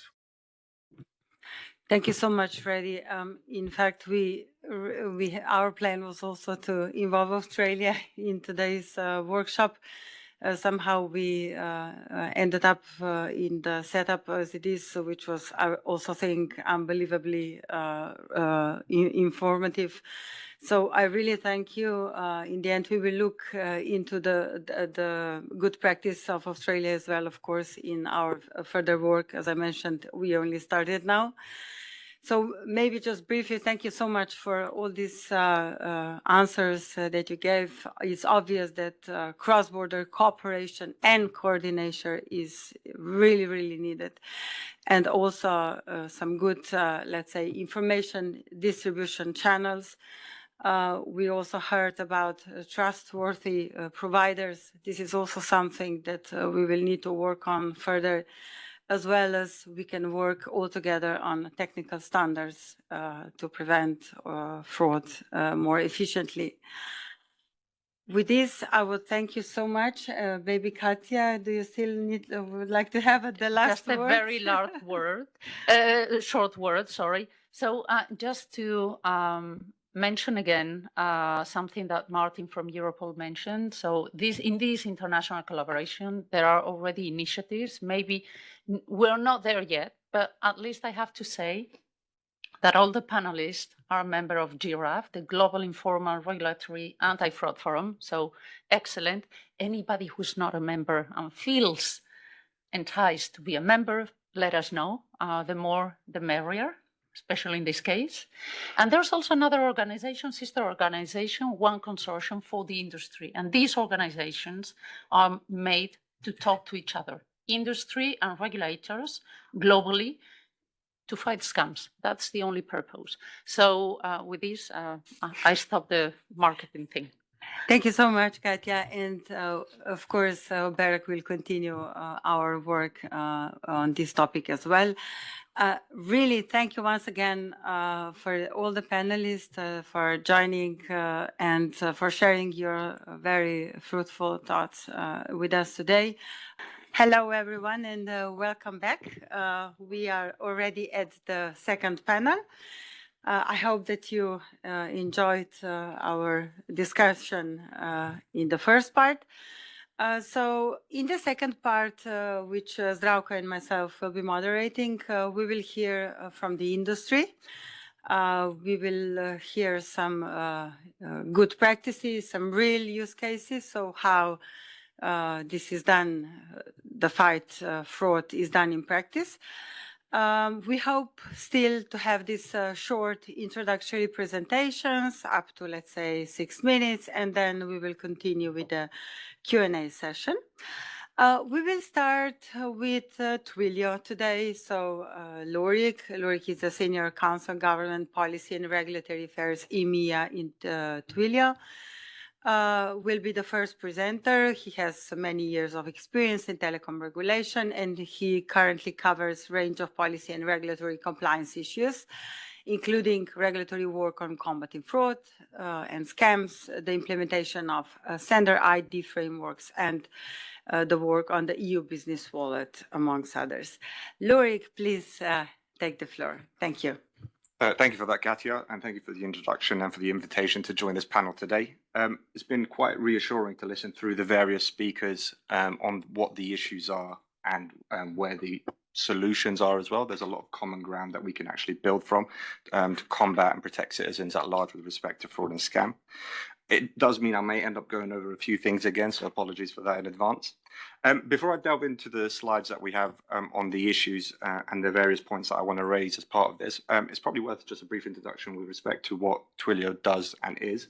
Twilio is a communications platform provider, a global one, I should say, that empowers organizations of all sizes, so startups and large multinationals, to build, scale, and manage how they communicate with their customers. So what this means is we provide voice and messaging services, but we also provide data and identity solutions as well. In the context of combating fraud and scam, and I see a lot of familiar faces around the table, we work closely with industry and regulators on this issue, including through the one that Katja mentioned with respect to the One Consortium, the MEF, and member state level through organizations like the NCIF that Freddie mentioned. If we go to the next slide, and I will try to keep the time, I promise. I've picked out 4 general trends from the last quarter, really to show the breadth of the issues that we're facing and how they're evolving and what we're having to do as operators to anticipate, combat, and react. The top left, I'll sort of work my way around. The top left is a known problem in the market whereby fraudsters exploit gaps in the market with regards to KYC, procure communication resources such as numbers, and then use those to commit fraud. In the top right, it's a different issue, and some I've already mentioned with respect to content, but scammers are avoiding flagged keywords and malicious URLs to bypass filters, bypass checks. And they're also pushing victims to less monitored and different channels to complete the scam where there is little to no oversight. So a phone call, so that something can start off as a message, can lead to a phone call, something can start off as a message and lead to an email. The bottom 2 are actually to do with artificially inflated traffic, which directly affects business customers and costs them a numerous amount of money. The bottom left is actually to do with SMS pumping of one-time passcodes, where the novelty here is the fraudsters are adapting their behaviors by implementing workflows to make sure OTP is used, and so the traffic appears more legitimate. So ordinarily, OTP traffic, there'll be a artificially inflated traffic of high-volume OTP messages which go out. those OTPs won't be used, and that will be the signifier that there's suspicious activity which is taking place. Scammers are adapting, they're using those OTPs, and it's now appearing much more like it's legitimate traffic as a result. And then the last one at the bottom right, again, is a form of AIT, and it's the randomization of calling. Principally speaking, the way that AIT used to work, I say used to work, is the fraudster would acquire a number range. The number range would be sequential. AIT would be made across that sequential range, and it'd be easier to predict or at least identify where that AIT is happening. Bad actors are now utilizing randomized numbers across regions, carriers, and number types to try evade detection. If we go on to the next slide. So the next slide kind of shows some of the products and solutions that we have in place and that we provide to our customers to aid them in their level of combating these types of issues. I put a sample of these. It is a sample of these on the slide, but it's meant to demonstrate. It's kind of meant to demonstrate the scale of what is required to address and anticipate the various vectors customers are exposed to. So as a result, we have various solutions to address the issues that I've identified and others have identified on the panels beforehand. Some of these are built on industry agreed standards, and I know there are presentations today that will talk to them in more detail, and others are proprietary and build off the other points of information that we hold internally within Twilio. If we go on to the next slide. So that was all about what we provide our customers and the solutions and services that we provide our customers to combat fraud and scam. This is about what we do on our network to do the same. So this is all about our business processes and systems in place to combat fraudsters from coming onto the network. And I've tried to group them into three broad categories, which broadly correspond to the way we've been engaging with regulators on the issue and capture the various issues that other panelists have raised with respect to various solutions. So in terms of prevention, the left tile there, it's all about checking the identity of the applicant, I would say, before they come onto the network. So this is about deploying KYC, robust KYC and know your business customer KYBC checks. And it's also about verifying their power to act. So if they're acting on behalf of a business, it's their ability to, whether they have an authorized representation, whether there are certain credentials that we need to check for, and other documentation, whether it's physical or digital. In terms of attestations, the middle tile there, once identity has been established, there is a continuing need to ensure that the comms received is trusted and where it isn't taking the necessary action. Stir shaken was mentioned previously, and the sender ID framework is another example of that, where we as Twilio are participating, blocking or modifying the traffic depending on the regulatory obligations in place. Lastly, is the need to act. So this is a function of how we gather intelligence, where we gather it from, how we verify it, and how we react swiftly based on that intelligence to prevent any fraud or scam from occurring. If we go on to the next slide. It's quite reassuring that this was mentioned before I did it, so it means that it's not just me. I've talked about what we're doing to support our customers and what we're doing to protect the business, but there is a role for regulation in all of this as well. There is the current framework, and others have already mentioned it with respect to the variances and fragmentation with regards to what is required from a national regulatory standard, and the lack of a common baseline in terms of what operators are required to do to prevent, detect, and mitigate these issues. Greater harmonization would establish that baseline across member states, support consistent implementation by operators, and reduce the scope for criminal actors to exploit differences between regimes when seeking to access or misuse these networks and services. I've put the DNA up there as this is the opportunity to do just this, to harmonize regulation and therefore harmonize the way we combat scam and fraud across Europe, and to create a uniform baseline when doing so. Or as I've said there, the low-hanging fruit that will deal a strong blow to fraud and scam. I've identified three areas with respect to harmonization, what could be harmonized in this particular context. I can unpack those when we do the Q&A in a bit more detail. But it kind of shows a scope of various issues which could be harmonized and be harmonized through the DNA. We go on to the next slide. And then what will harmonization bring? So what I've just spent a few minutes talking to with respect to eliminating the weakest link in exploitation. So having a baseline standard requiring operators to sing effectively from the same hymn sheet when it comes to combating fraud and scam, and doing so across all member states as a result. There are also other advantages in this context. There is the protecting responsible providers. I have in my notes here, not penalizing responsible providers. So operators who proactively invest in robust security controls should not be commercially disadvantaged by perceived additional process threats or friction, in other words. Often is the case, even for legitimate customers that want to come onto our network, we will have to have a prolonged conversation around why we need to check the things that we need to check. And it's usually met with, well, these other operators don't need these checks in place. And so now we're fighting for legitimate business customers because we're trying to up-level the KYC, KYBC requirements that we have in place. Introducing a regulatory baseline makes sure that that conversation is effectively becomes moot and creates a level playing field for operators trying to do the right thing. Thirdly, it secures the ecosystem for legitimate enterprise and creates more trust in communications. So consistently high standards guarantees the long-term health of our communication channels. So you receive a message and you're not automatically concerned about what the contents of that message will be. And then finally, it promotes the conditions for the single market. This one's is a bit to unpack, but I'll try my best in the time that I have allotted. When regulatory requirements are harmonized between jurisdiction A and jurisdiction B, our view is that this should allow space to safely reassess restrictive cross-border policies and enable innovative cross-border and European use cases, in turn promoting and enabling the single market. If there are measures in place that are harmonized across Europe, I think we can take a step back to see, of all the measures that we currently have now, do we still need to have all of these, bearing in mind that we're achieving the same output over here? If we go on to the next slide, I have a fairly maybe left field issue, and I'll only spend a few seconds here. I also want to highlight the need to consider non-telco legislative measures as well. So in particular, the EU digital identity and the EU business wallet as important tools in combating fraud and scam, and in particular on the KYC, KYBC side.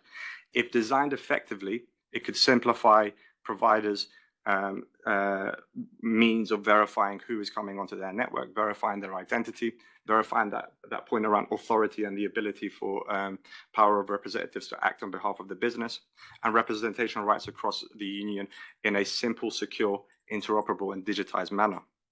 That would reduce the procedural steps for legitimate businesses while making it harder for bad actors to gain access to communication resources. And I'll conclude just on the next slide on all these points. I try to sort of summarize it in three steps. So there is the responsibility on operators to introduce technical controls, layered technical controls, both at the customer level, but also at our business level. There's effective industry cooperation in terms of sharing best practice, and when it comes to the point of act, sharing intelligence so that we can triangulate and react to issues as they arise. And then to this last point around harmonizing and introducing proportionate regulation to establish a baseline to combat fraud and scam. And I really want to highlight and emphasize that red point there as well with respect to doing all of this is obviously with the aim and intent of combating fraud and scam, but it also provides an opportunity to enable a single market for communications and more importantly, by communications. Thank you for your time. Thanks very much, Lorik, and thanks for giving us so much interesting content in such a short time, just a little bit more than 6 minutes. Thanks very much. We come back to you in the Q&A session. So now I would like to kindly invite Anton Giulio Lombardi, Regulatory Affairs Director, and Giovanni Brocatelli, Head of Core and Beyond the Core, Regulated Markets at Wind Tre. So Anton Giulio Lombardi is the Director of Regulatory Affairs with more than 30 years of experience, and his main responsibility is the relations with the HAKOM, Italian Communications Authority, with the Antitrust Authority, and the Authority for Protection of Personal Data, also with the Ministry of Enterprise, and he also manages relations with other operators related to regulated services and interconnection. He's also involved in the issues related to regulation of artificial intelligence systems and energy, and also with the competent authorities on this subject. Giovanni Brocatelli is the Head of Core and Beyond the Core Regulated Markets. He also works at the Regulatory Department and Wind, and has also more than 20 years of experience in the regulatory fields. He's also involved in dealing with HAKOM, of course, and artificial intelligence and energy markets. So I'm really looking forward to the presentation. Gentlemen, the floor is yours. Our speech is not going to be even the second, yes, and the third. It's not going to be the following one. Thank you. It's not going to be focused on Wind3, but it is going to be focused on the attitude of the Italian regulatory authority in the effort to fight any kind of fraud or not compliant conduct that is based on a framework of cooperations with the market. This is something extremely important because HAKOM has chosen, in the full respect of the different roles of the authority and of the operators, to establish an environment of cooperation that has the advantage of being able to collect all the practical experience of the operators, to collect the proposals of the operators in the single fields of interest, leaving, of course, this is extremely important, the last word, the choice to what must be implemented through a regulation or through an interaction of self-regulation of the operators in order to achieve the best result in a reasonable period of time without a useless effort in time and money for the industry. This is something, in our opinion, extremely important, not present, as far as we know, in many other countries, but that has the advantage to maximize the public interest from one side and to combine it with the interest of the industry. Please, next slide. The areas where this kind of attitude has been put in place are several. The first one is the area of the fight to the SIM swaps. That is a situation that is particularly risky and critical for the possible impacts on the finance of the clients on their bank accounts. The other area of activity, as we are going to see more in detail in 1 minute, is the implementation of solutions to block the phenomenon of the spoofed call. Another area of interest is the activity to fight the illegal offer of contents that are protected by copyright by illegal providers. And it is important even to mention the activity of protection of the minors with the introduction of a code. We call it, like in broadcasting, parental control, in order to block the access of minors to contents that are not suitable for them. The last one, of course, is the process of definition of the migration procedures. This complex of 5 areas, as you can see, is quite heterogeneous. We have different topics with different level of public interests that have, nevertheless, in common the approach. The approach is the one that I've described at the beginning. There is, you can see it clearly described, the identification of the issue, of the need. There is the activity, joint activity of the industry, sometimes quite often with the consumer association and with the authority that defines the main areas of interest to be studied, to be where the solution must be identified in order to have the smoothest and more compliant execution of the service. Then there is the exchange of views that can be even always constructive, but even with the clear and due description of the different position. But this is extremely important. At the end, we have the decision of the authority in its role. This process that, as you see, has been already put in place 5 times in important areas. It's something that is resulted extremely useful.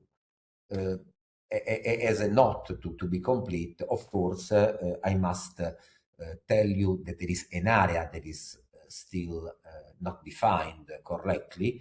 That is the area of the definitions of the due reimbursement, of the due remuneration of the cost incurred by the industry in implementing these activities that are clearly activities of public interest, that you could compare with the legal interception, but that today are put in place and offered by the industry without any remuneration. Giovanni, if you want to continue, please. Okay. Yeah, I just wanted to ask because we would really like you to maybe keep a little bit the time slot. Thank you so much for that, really, Giovanni. Thank you very much. I will be very short. In the slide 5 and 6, there is some detail about the methodology adopted by our authority together with the operator. But starting from the slide number 7, if possible, we want to show you the path we use together with our authority in the last 7, please, thank you, to reach to the current anti-spoofing solution we adopted last year. We started from an important point. Since the year 2000, the national numbering plan in Italy has an important rules. The obligation for the operators to block, to make possible the calls, the origination of the calls from their customers, final customers, only with the number that the operator assigned to the customer. This is an important pillar that we considered during the definition of our solution. After that, we understand that the spoofing phenomenon born to bypass the correct payment of the termination fee to the operators. But it became also a technical to fraud the final customer by the hidden of the correct origination. Then the table started in 2018, go in the next year till 2022, when the authority, our national authority, defined the possible solution we can adopt to combat this kind of phenomenon. In the slide 8, in 2022, our authority don't have the right power to oblige the operator to block the calls. Then in 2022, we applied the first rule, the block of the call coming from abroad, from international side, that are not in the ITU 164 rule specification. In 2023, HAKOM, participating to the ACC work, defined together with the other country, the framework that can be used, that all countries can use to combat this kind of fraud. And in 2024, our government modified the current electronic communication code, giving the power to our authority to impose the block. Then, in December 2024, HAKOM launched the public consultation and a technical table with the operator, arriving to define the solution that we implemented in 2025, that is described in the next chart. The pillar of the solution is to create a sort of protection at the border. Okay, then we identified the operator called the International Carrier Authorized in Italy that have the obligation to block all the calls coming from abroad that have an Italian CLI, a CLI, an Italian number, a number from a national plan, Italian national plan, for example, geographic fixed number or mobile number if the customer associated to this number is not in roaming abroad. For the first kind of block, the block of fixed number or number that are not under the technical specification rule, the international carrier authorized in Italy can act alone, can block the calls, but for block the calls coming from a CLI equal to a mobile number, they need the collaboration of the mobile operator. And the chart and the picture that is in this slide show the relationship that we put in place with some API since for the fixed block since the August 2025 and for the mobile since the November 2025. Excuse me, Giovanni, we will have to speed up a little bit. The time is running out. If you could, yeah, maybe. Okay. The results was very good.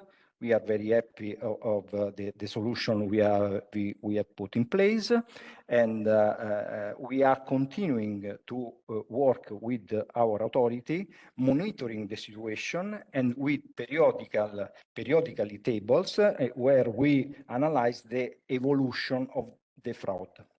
I finished the presentation here, but in the next slide we have an example of how we combat also the SIM swap phenomenon.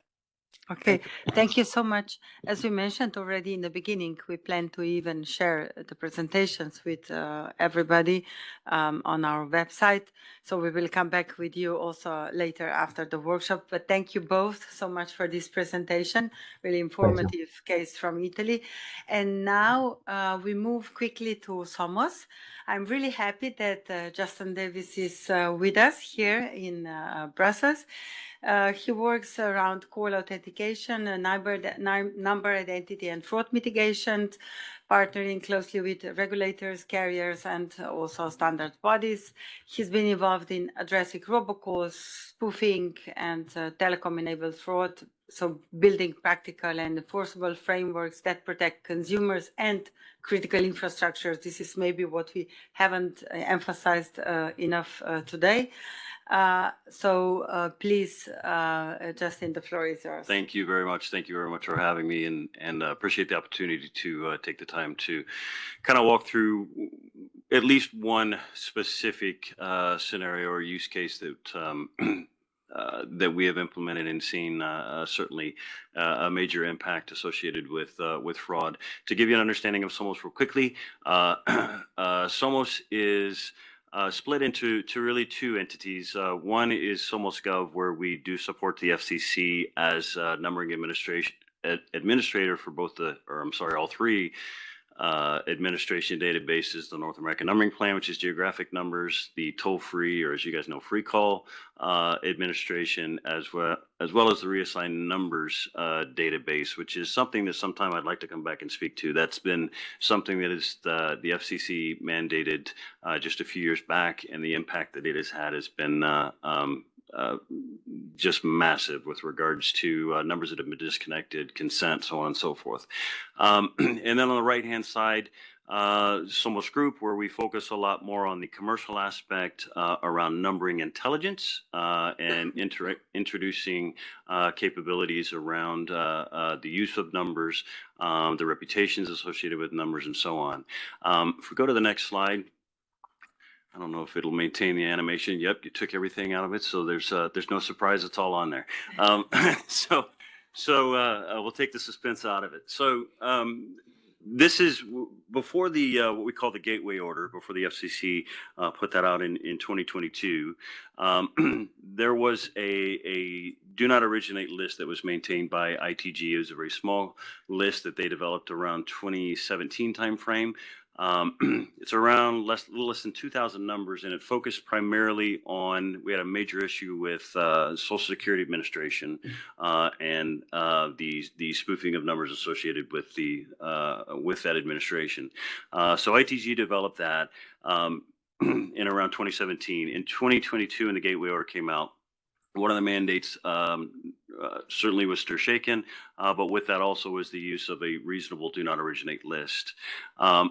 We started developing something more comprehensive and holistic based on our role as the North American Numbering Plan Administrator to really say, if we take the entire 10 billion numbers that are within the North America or +1 country code, breaking that down and creating something that's more comprehensive to where calls or text messages could be blocked at origin before they even traverse the network.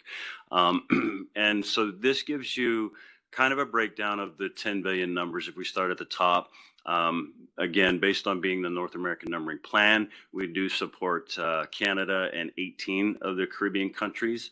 So about 6% of that is we do administer to those countries, and then they have numbering administration organizations that maintain those. The next two, unallocated and invalid, again, very large percentage associated with those, that these numbers should not be doing anything. They're invalid. They either fall within, in the US, any number that starts with 0 or any number that starts with 1 is invalid. One based on the country code, 0 based on operator services, and so on and so forth. So that's about 2.4 billion numbers right off the top that fall, I'm sorry, that's 3.7 billion numbers that fall into the invalid. There are some other invalid ranges that fall within there as well. And then the unallocated, these are area codes or number ranges that have not been touched yet. They've not been issued in any way, shape, or form, so they shouldn't be doing anything. They're waiting to be issued. Then we wanted to add some intelligence into it even further. So we developed the customer set capabilities, which the customer set capabilities allow for businesses, enterprises, contact centers, so on and so forth, through verification to be able to put their numbers that are inbound only type numbers into this particular database. And so this registry has about a little over almost 22 million, I think it is, numbers specifically within that portion of the registry that are manual set, and that grows exponentially. With that also, we do pull in, as part of the manual set, the original ITG list. And so those 2,000 numbers are pulled into this as well. But then we wanted to take it even further than that. Based on the ranges that have been issued to carriers, and we deal with all carriers with regards to number assignment, based on what has been issued from number range perspectives, and in the US, number ranges can be either issued in a 1,000 block or a 10,000 block. Within their inventory, what is in service and what is not in service. So if I've issued 10,000 numbers to a provider, right now we are testing this particular functionality through provisioning APIs that interface into this particular registry that show if I've issued 10,000 numbers to a service provider and I've only activated or put service on 1,000 of those numbers, the other 9,000 would now be on this list. Again, they don't have service associated with them. They should not be doing anything with regards to placing calls. That increases the size of this database by another 1,800 million numbers. And then with Network API, and again, with what we do on the intelligence side, we're working with the MNOs on pulling in IoT numbering. So IoT machine to machine, as you can see there, right now we have over 300 million numbers in the US that are used for IoT and machine to machine. These are true telephone numbers that have the ability to place calls and the ability to generate text, but they're used for non-telephony purposes. My watch here, yes, it can place calls, but it does it based on tethering. My iPad, it has a number. My household, I like to use it as an example. In my household of 5, myself, my wife, and our 3 kids, we have 16 telephone numbers. I don't need 16 telephone numbers. But as you get more and more cellular-based devices, IoT and 5G specifically is driving the consumption of true telephone numbers for non-telephony purposes. This particular introduction from an IoT and machine-to-machine perspective goes out to the network. It pulls the information associated with numbers, and it pulls the device information associated with that to identify what is the device associated with that number, and should it be generating calls? Is it a data-only type device? Is it a parking meter? Is it a smart meter, right? Is it something of that nature? And then it uploads that information to this as well. That then increases it even further from a functionality and adds more intelligence with regards to what should be blocked based on the fact that, again, those numbers should not be placing calls. So if we look at that 10 billion number database within North America and kind of look at the breakdown, that leaves us really with 21%, specifically within the US, that we really have to look at addressing. Right, so it narrows it down drastically with regards to the tools, that Lord discussed and so on and so forth from the network operator standpoint, for them to be able to introduce to really address the active numbers, stir shaking certainly being one of those on the authentication side. With the work, if we go to the next slide, with the work that we've been doing with the UK in support of the recent fraud strategy and the launch of that, working with Ofcom and UK Home Office, I wanted to also provide a view of, okay, what would this look like very similarly if deployed within the UK. So if we look at the +44, this is effectively how it would break down.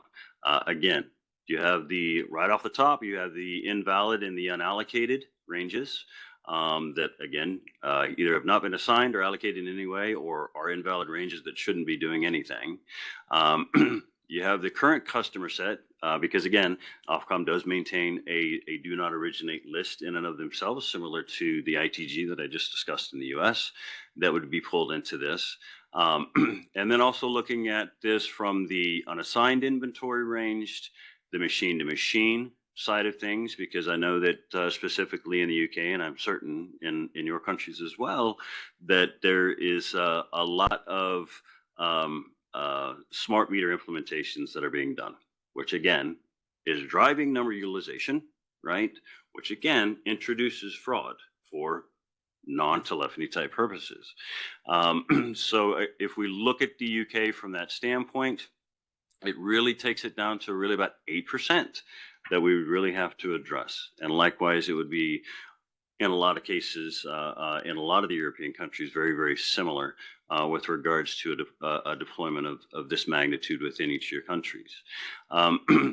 What this also does as well as we look at the inventory side of things is it helps us identify not only the service providers or communications providers that the ranges were originally issued to, But it also gives us the ability to look at subdelegation or suballocation. Suballocation is a major issue, especially as a range of numbers is allocated, suballocated, and then potentially suballocated, right? The deeper it goes, the harder it is to trace. It helps identify from the suballocation perspective. It also helps drive a lot from the traceback perspective as well, because we know who, based on the original allocation or suballocation, has those ranges, and therefore where we need to go with regards to traceback and assist in some of that. We do work very closely with the industry traceback group in the US. If we go to the last slide real quickly, this will at least give you an idea of the impact that this holistic and comprehensive and intelligent registry has done. Right out of the gate, a major tier 1 operator pulled this into their analytics engine. Their analytics engine right out of the gate saw a 3% reduction daily with regards to the amount of traffic they were able to block. I think the second one is certainly the biggest one from an M&O standpoint. Again, right out of the gate, day one, they saw a 90% reduction in reported robocalls to their service centers. This has the capability of not only being pulled into the service provider's ecosystem via file where they can pull it in as frequently as every 5 minutes if they wish to, but it is real-time queryable. So it is something that can be queried on a real-time basis. It is updated, of course, in real time, so on and so forth. So we do work not only with the service providers, but also with the equipment vendors. As you can see on the last example there, where they're pulling that directly into their soft switch ecosystem. And it is actually a component within the underlying framework of their actual infrastructure itself. So with that, I'll hand it back to you, and maybe I made up a little time. I don't know. Thanks very much, Justin. A lot of numbers about numbers, but we'll come back to you in the Q&A session. So now we go to the next presenter, which is Aude Lennon, Policy Director of GSMA. Yes, Aude leads the organization policy, work on scams, and previously worked at Vodafone Group as head of external affairs campaigns. Aude, please take the floor. Thank you. Thank you for having me. Can you hear me well? Perfect, and see you. Thank you. Perfect, thank you. So thank you for organizing this important workshop and inviting the GSMA to participate and bring a global perspective. I think this is particularly important in this discussion. So in the sake of time, I'll go very quickly on the first slide. For those who don't know us, the GSMA Association is a global organization representing the mobile ecosystem. We represent over 800 members, operators, plus 300 ecosystem partners. I think this is particularly important as we talk about value chain and ecosystem today. Our mission is to unlock the full power of connectivity and tackle a major societal challenge, fraud and scam being obviously the one that is keeping us awake at night, not the only one, given that scammers are winning the race and harming consumers, our customers. I'll move to the next slide, please. Thank you. So we touched on those in several very interesting intervention, and I think we all agree that fraud, we use the terminology scam in our case, is global, cross-border, and rapidly evolving. We see operators are seeing the scammers are using AI increasingly and developing very sophisticated technique to harm consumers, and the scale is massive. Really, hundreds of millions are impacted globally, and no one is immune, regardless of age, income, and education. I think it's important to recall that. And from our industry, we're seeing that AI is truly a force multiplier. It's on the side of the scammer. It increases their success rate. It increases the profitability of their operations. And therefore, it is logical that fraud is now a top international priority. We have to come up with a joint, united, global response to it. And I would like to insist on this as Europe is developing their own set of recommendation guidelines and measures. The Global Fraud Summit back in March this year in Vienna was an important step for all of us, as it was convened by the UN Drug and Crime Office and Interpol.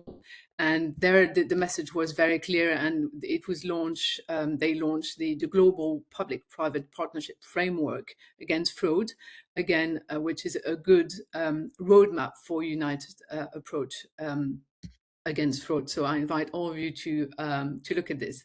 So from our point of view, the GSA is taking a very comprehensive approach and holistic approach with our members to combat rising numbers of scams that infects individuals, but also business and SMEs, and is eroding trust. And trust is fundamental for us in the global mobile industry. I'll move to the next slide, please. So mobile operators are committed to protect their customers and really determined to take decisive action against fraud and scam. And there's a lot going on. As I mentioned, we have 800 members. We don't have 800 solutions, but I mean, it can differ from markets, and solutions may vary significantly because there is no one fit for all approach. Consequently, operators are deploying diverse anti-fraud measures, both independently and through cross-sector partnership, and I'm coming back to this now, and at various stages of maturity and sophistication. Obviously, here we talk about the European Union and the European markets, where it is significantly mature and sophisticated, but be aware that it is different in other markets, and this is why it's so important to align. Our operators are building on years of experience combating numerous and complex threats. So obviously we come, well armed for certain type of attacks, and we have been developing new solutions, but also building on what has been done before. So, for example, the first pillar of the tools we are deploying are expertise and intelligence sharing. The GSMA brings the mobile industry together to share best practices, develop innovative solutions, and improve data sharing. And this has been mentioned several times, and I think we'll come back to it later. This collaboration really helps to generate crucial insights. And we have key platform to help that. We have the GSMA Fraud and Security Group, which plays a central industry coordination role by bringing together 300 worldwide operators, vendors, and security experts, and help to increase the protection of mobile operation and technology and infrastructure, obviously to protect what we talked about, customer identity, security, and privacy. We also have the Telecommunication Information Sharing and Analysis Center, so-called TISAC, which is a central hub for information sharing for the telecommunication industry. There we have 160 operators sharing high-risk number intelligence in real time, and I think there's a lot of lessons to be learned from this as we're looking to develop and look at the barriers for information sharing. We also have developed recently the GSMA Scam Use Library, which I invite you to consult, and which shows with use cases from operators and again ecosystem partners practical solutions across regions, and it's a very interesting list of what is implemented in certain regions and cannot be implemented in others, like Europe in some cases. The second pillar of the tools are around innovation and cross-industry collaboration. The GSMA has had the great chance to develop a fantastic tool, which is the GSMA Scam Signal, where the GSMA and UK Finance came together to deliver a solution that enables banks to better identify and stop fraudulent transfer. They do so by analyzing real-time network data and identifying correlations between phone calls and fraudulent bank transfer.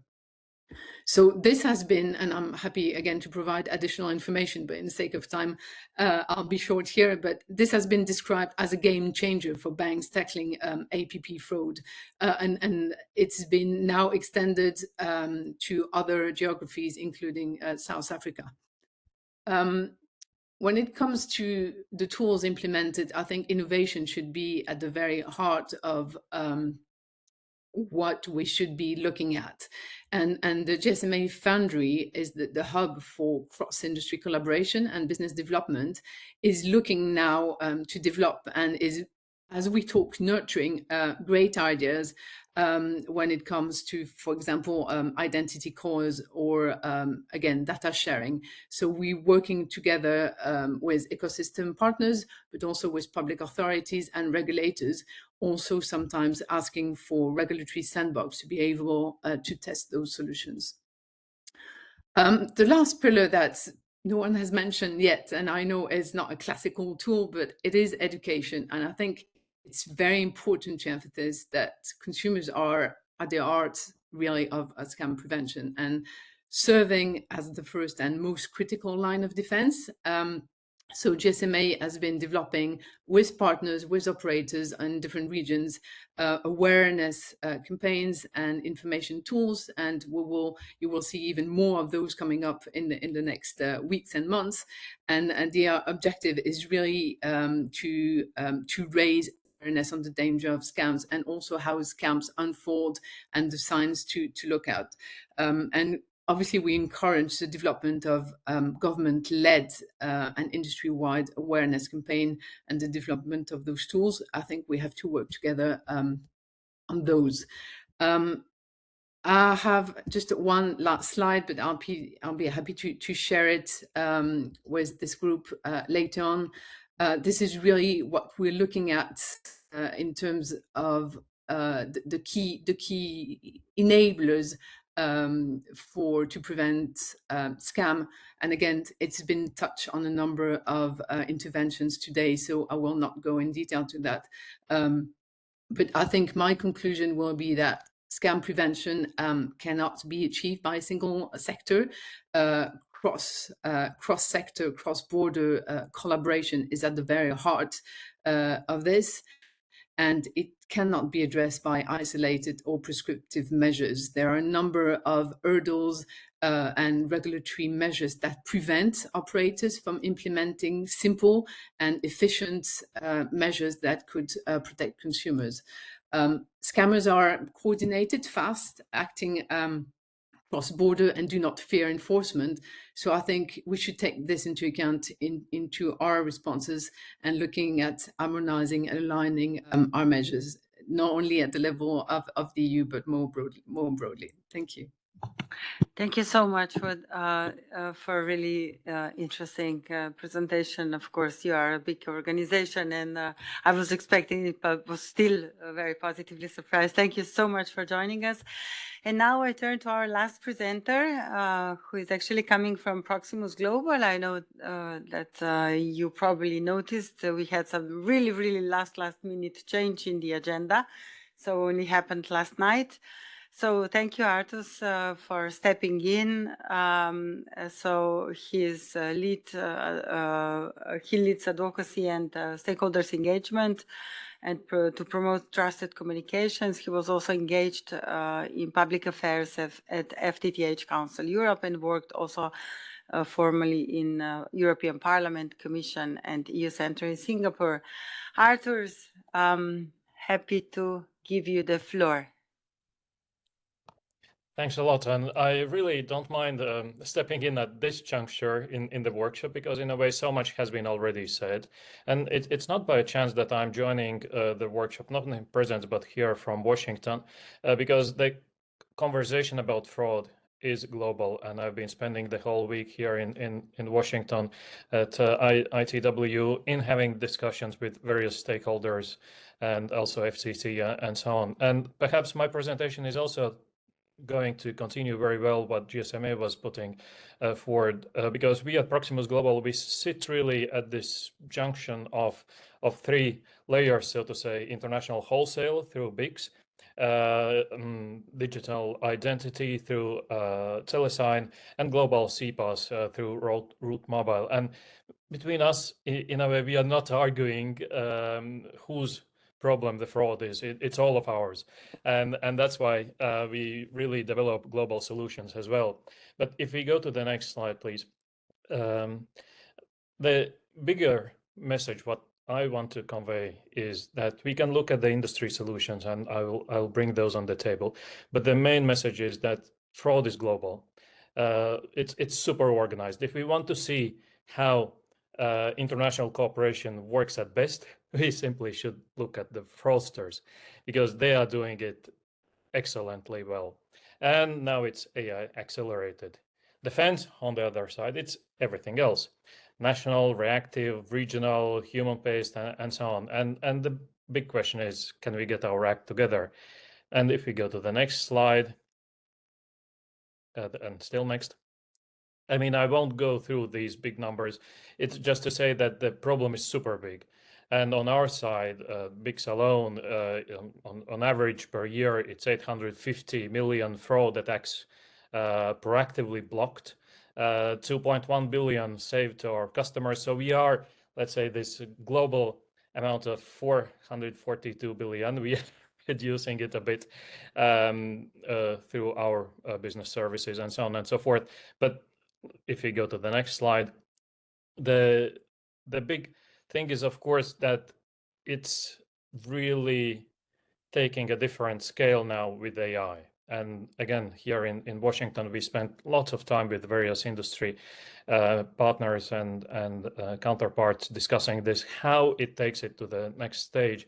And still, one of the funniest, sadly funniest examples, it's coming from last year, and many of you may know it.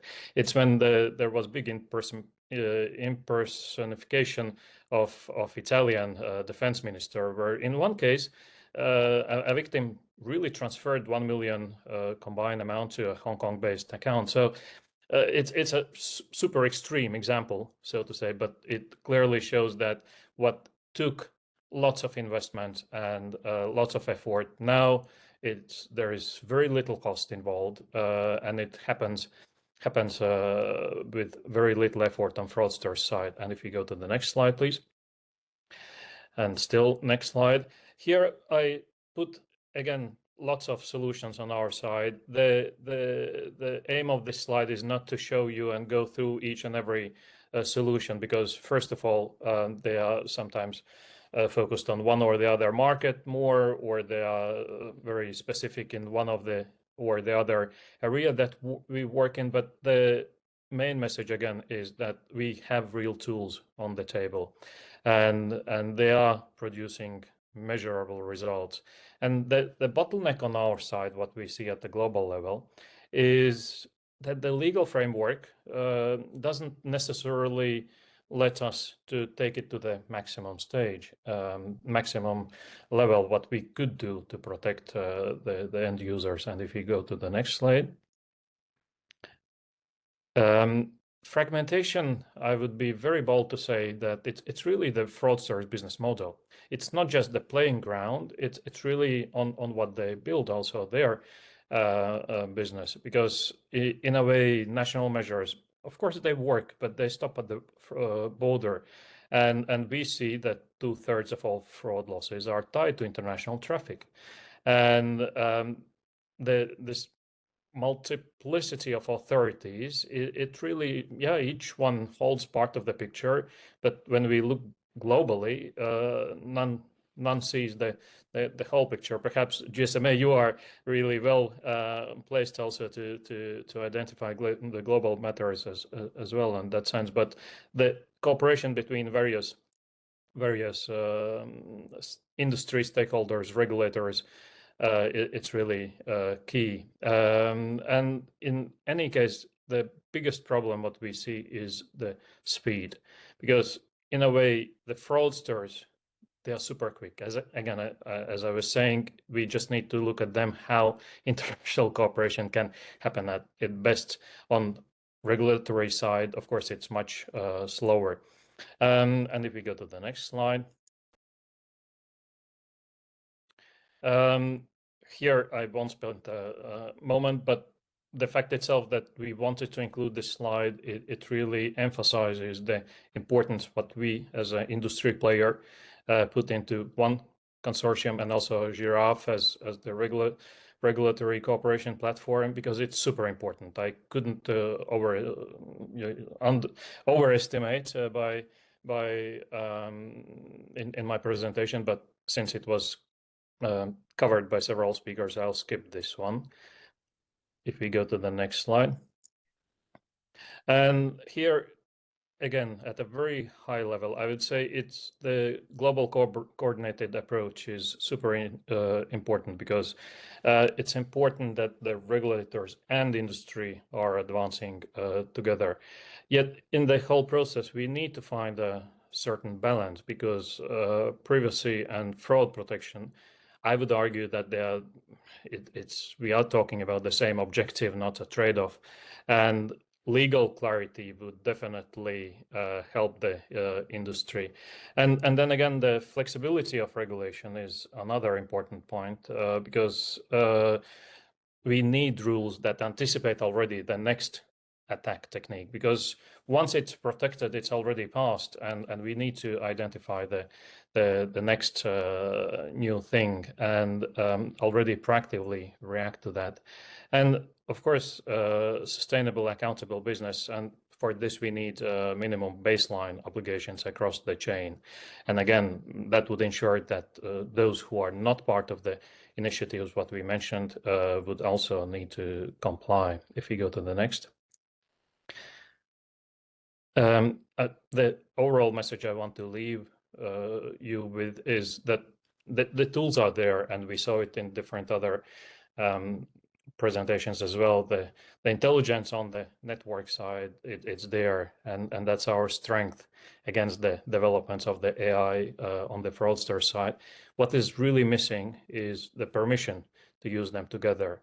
And for this at the EU level, I would say that, again, we could go much more into DNA discussion and so on, but what is important that the EU identifies it as a really big priority, and it should be on our side. We think that it should be a clearly identified work stream in the EU regulatory framework, because the problem is so significant. We can't simply close the eyes and ignore it. Thank you. Thanks very much, Artur, for giving us this, I would say, big picture on the issues that we all face. So with this presentation, we rounded this panel, and now we should have a discussion. We prepared some really good questions with our drafters, our BEREC Cybersecurity and Resilience Working Group. So I would invite our drafters to start with the questions. And we start with Sarah, please.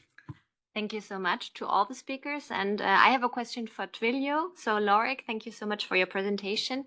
Could you expand a little on two issues? On the one hand, how your platform balances fraud prevention on the one side with not disrupting legitimate business traffic on the other side? And the second question, could you maybe expand a little on the low-hanging, easy-to-reach harmonization fruits, which you mentioned during your presentation? Thank you. Yeah, of course. And I'm sorry to be a party concise. breaker. Yeah, Yes. thank you so much. I'll keep it concise. So on the first of those, the big tool that we implement and that we need to sort of manage and maintain is making sure that most of our traffic is legitimate and removing the illegitimate traffic through the prevent stages, right? So it's making sure that the actors that we have on our network are legitimate actors in that context. When with respect to filtering, because I think that's where the question is going, it's about keeping open dialogue with our customers and understanding what their use cases are, what they expect their volumes to be as well, what they expect their traffic to be, maintaining triage as well in the event that something goes wrong, and just ensuring that that loop remains open. On the second of those questions around the low-hanging fruit, it's about leveraging existing frameworks where possible. In terms of the sender ID framework in particular, that's the one that I have to mind. We've got now, I think the survey said there were 9 sender ID frameworks that are that respondents provided an answer to, and off the top of my head, I think there are 4 or 5 that are mandated in Europe at the moment. But we've had experience, particularly with the Irish regime in the last year, and there are learnings there that I think we can certainly roll out in terms of other jurisdictions, in terms of what's best practice, what worked, and how we can go about combating fraud and scam. So one aspect of the low-hanging fruit there is not reinventing the wheel. It's about just making sure that we reuse and leverage those previous experiences. Thank you so much. Next question from Adriana. Hello, I have a questions for the representatives of Wind and Tree. Today we have heard a lot of countries that are using or are considering to use steer-shaken protocol. The question is, why haven't you in Italy considered it? Thank you. Thank you for your question. We have thought about the implementation of steer-shaken, but we have preferred the national solution that has been built and imagined by HAKOM with the help of the operator, because of the real possibility to have an effect on the fraudsters. That's to say, steer-shaken is for sure by far the best solution in theory. In a world where every network is using IP, steer-shaken is for sure the best solution. We are living in the real world. That is not the situation that we have. Therefore, the requirement to have the best result of steer-shaken is not present in the real world. And this is the reason why HAKOM has preferred a different solution. Thank you so much. Team? Yes, I have a question for Arthur. Proximus Global is using and also offers AI-powered solutions to protect users from smishing attacks. And how do you stay ahead of fraudsters who are also using AI? Are you able to adapt fast enough? What practical technical measures have proven most effective? And then, there's also the concern between finding the right balance between preserving privacy of communication and implementing measures such as SMS content analysis to protect users from frauds. In your view, is there a risk that strong privacy safeguards unintentionally protect frauders, maybe more than end users? Thanks a lot for the question. And in a way, fraudsters, they use the AI to scale lies. Right, and we use the AI to scale trust, and that's the whole answer. But let me unpack it, because in a way, the thing to understand about the AI is that it's not really a new kind of fraud. Someone mentioned that it's been already there in the history, and we are seeing just new forms appearing. It's the same fraud, same impersonification, same urgency, same fake authority, and so on. Just now produced at a real industrial scale. So in the hands of the bad guys, AI didn't invent the scam. It just removed the typos and translated it into 30 or 40 or 50 languages overnight and so on. So the question is not, can our AI beat their AI? The question is, do we have more signal than what they have created as noise in the whole system? And that's where industry-led solutions can actually win, because at Proximus Global we sit at, as I said, at a super interesting layer, voice SMS signaling across more than 230 countries and territories. That means that we see the fraud campaigns before they reach the consumer's phone in one or the other country, and the fraudster's AI can write I don't know, a perfect message, but it still has to ride on a network, and the network has patterns, and AI generated traffic, however polished the content it leaves a behavioral fingerprint in the network. So number, reputation, traffic, velocity, time of the day, sender behavior. That's all that we see within our network. And the question then is really not, can industry-led solutions scale fast enough? Technically, yes, we can, and we are scaling them. The real bottleneck isn't, I would say, isn't engineering, it's permission to act on what we already see in the network. And that, if I may, is that brings me to the second part of your question. And I would like to emphasize again, it was in my presentation, that privacy and protection are not the opposite. That from our perspective, they are really allies. And when we treat them as opposites, the only winner is, well, guess who? It's the fraudsters. And let me walk you through, in a way, what happens when SMS passes through our network. It goes in the machine, the machine looks at it, passes through, the output is anonymized, and no human reads the text, and so on. On top of that, we are using crowdsourcing across the industry. But the awkward part is, in some countries, we are not allowed to look at the content. And in those countries, we cannot protect. It's really that simple. A firewall, which isn't allowed to see, isn't a firewall, it's a wall with a hole in it. And that's why when we look at our industry solutions, for example, Fraud Guard, when we have traffic going through us, we see when the fraud is there.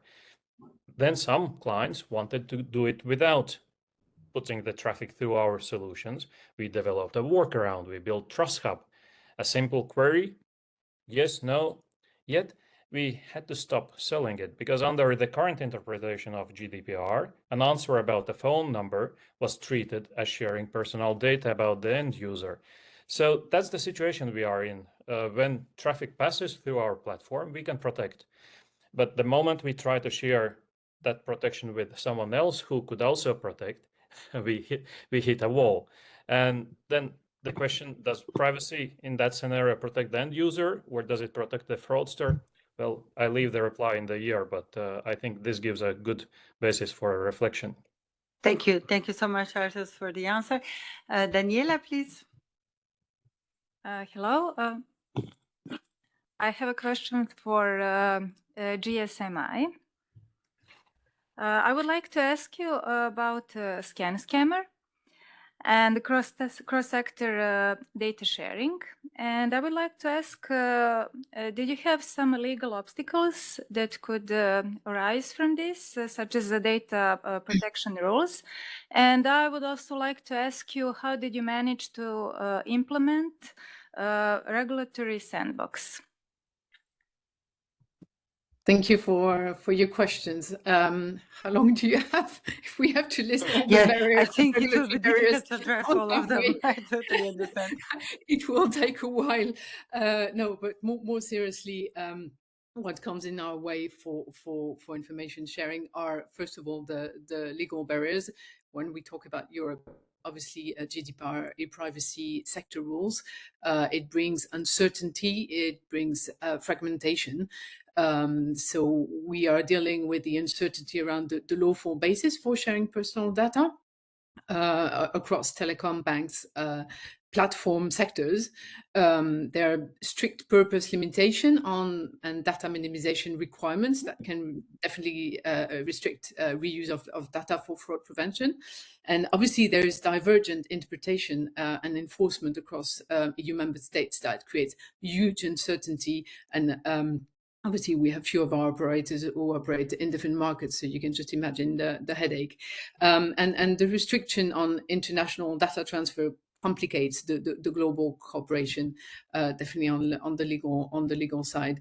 On the technical side, Obviously, the problems there are the lack of common standards, interoperable systems, and secure sharing mechanism in some cases, not always. It's challenging to share data at scale in real time, also for latency, accuracy, verification. Again, very different types of mechanism also there in place. And I have to say also it comes with a high implementation cost, especially for smaller actors. So what I think you got the message, but what regulators can do? I mean, regulators play a critical role in really unlocking secure, measurable, and lawful data sharing, and we're looking to you to provide definitely some clarity, making sure there's true alignments. And putting in place practical mechanism for collaboration, because the willingness is definitely there, the appetite is there, and it's creating some frustration, I have to admit. And we've seen, for example, that the ICO in the UK, obviously no longer, unfortunately, a member of the EU, but has at least emit some guidance, which was interesting to see, and saying data protection shouldn't be an excuse when tackling fraud and scam. You think whatever you want about this, but it was guidance provided. And also we've seen with interest that the Swedish Data Authority has opened a regulatory sandbox trying to resolve the e-privacy fraud tension in practice. So this is something we're looking at because we need some urgent measures, and we know that unfortunately it takes a while to adapt the current regulatory framework. So this is definitely something we would urge regulators to look at and implement. Thank you so much, and we really look forward to some outcomes of this. Now we turn to Silvano for the last question of the day, and then we will wrap up. Thank you so much. Yes, we got a question for Thomas. Justin, well, what concrete mechanisms have worked best in your experience to facilitate collaboration between regulators and private sector, both from a legal and technical perspective, and what are the biggest challenges that stand in the way? What practical steps would you recommend to overcome them? So that's funny that right as you're asking that question, I'm getting actually a call from Portugal, which I know no one in Portugal. So I'm being scammed right now. So certainly the challenge is they were all covered. The problem is, again, not that there are not technical capabilities out there to be able to address this. And yes, they have to be adaptive, because there's never and never will be a one specific silver bullet. The biggest challenge that we have is that we've talked about cross-sector and sharing and so on and so forth, and that's all fine and good. A lot of what we see, specifically from the numbering standpoint, is that an initiation of contact to somebody does not necessarily mean it comes through a phone call, or that it comes through necessarily a text message. A lot of it starts with an email, right? And then with that is the start of the communication. There may be a number to call, something of that nature. And so when we think about it from the legal standpoint, there's certainly the regulations on the telecom side, there's certainly the regulations on the tech side, online, so on and so forth. They're a lot of times in parallel, and where the technology has crossed with regards to the communications to the consumers or what have you, the regulations are separate. We were at NISDUC earlier in the week. Great things happen with regards to cybersecurity. What I gained from that is that the things that they're putting in place from a cybersecurity perspective, in some cases, are enabling fraud in the telecom network, right? So there's two actions that are happening, but the outcome, yes, that's a great outcome that they're doing stuff from a cybersecurity standpoint. However, in doing that, it's actually enabling some fraud or something else over here, right? So it's not just the network providers, the technology providers, and everybody that sits on effectively this side of the table that needs to work with regards to cross-sector collaboration and sharing. Legislatively, there has to be cross legislation that has to happen, and there has to be harmonization that's happening there, because it is and will continue to create a gap. So I think that's certainly the biggest thing. A lot of what we also talk about with regards to cross-sector is the financial side. We talk about financial institutions, we talk about banking, we talk about this, that, and the other. And yes, there is harm that's associated with that. We have to start focusing on the children and the adolescents. If we do not do that, then we're already starting behind there with regards to how the connections are being made, how they're being contacted, and the horrible things that are happening there. So so certainly it's not just looking at this from the banking institution, from the internet and the online, or the tech side of things, and the telecom side, and really focus on those three pillars. We have to look even further beyond the financial crime and start looking more at the human crime as well. So I would say we talk a lot about the harmonization that has to happen between the vendor, the technical side, the service provider side, you know, the other institutions and stuff like that. There has to be harmonization that also happens with regards to the government side as well. Yeah. Thank you so much, Justin.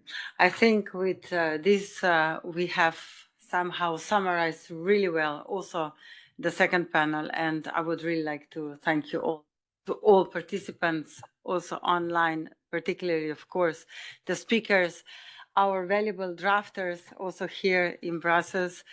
I think that everybody contributed with their engagement, and I'm really hoping that these discussions today clearly demonstrated that online fraud is rapidly evolving and increasing, and it's a complex challenge that requires a lot of cooperation and coordination. So across regulators, industry, enforcement authorities, and users, end users.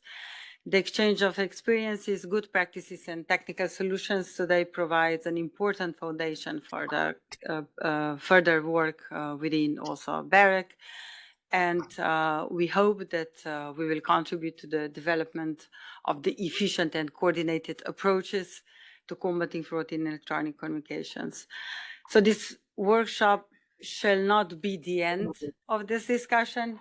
I hope vice versa. It's the beginning of a broader long-term cooperation process, and BEREC really looks forward to continuing its work on this area together with all of you, relevant European institutions and other partners in the upcoming years.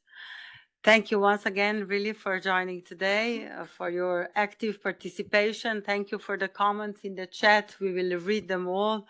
And I wish you a very nice evening. Thank you.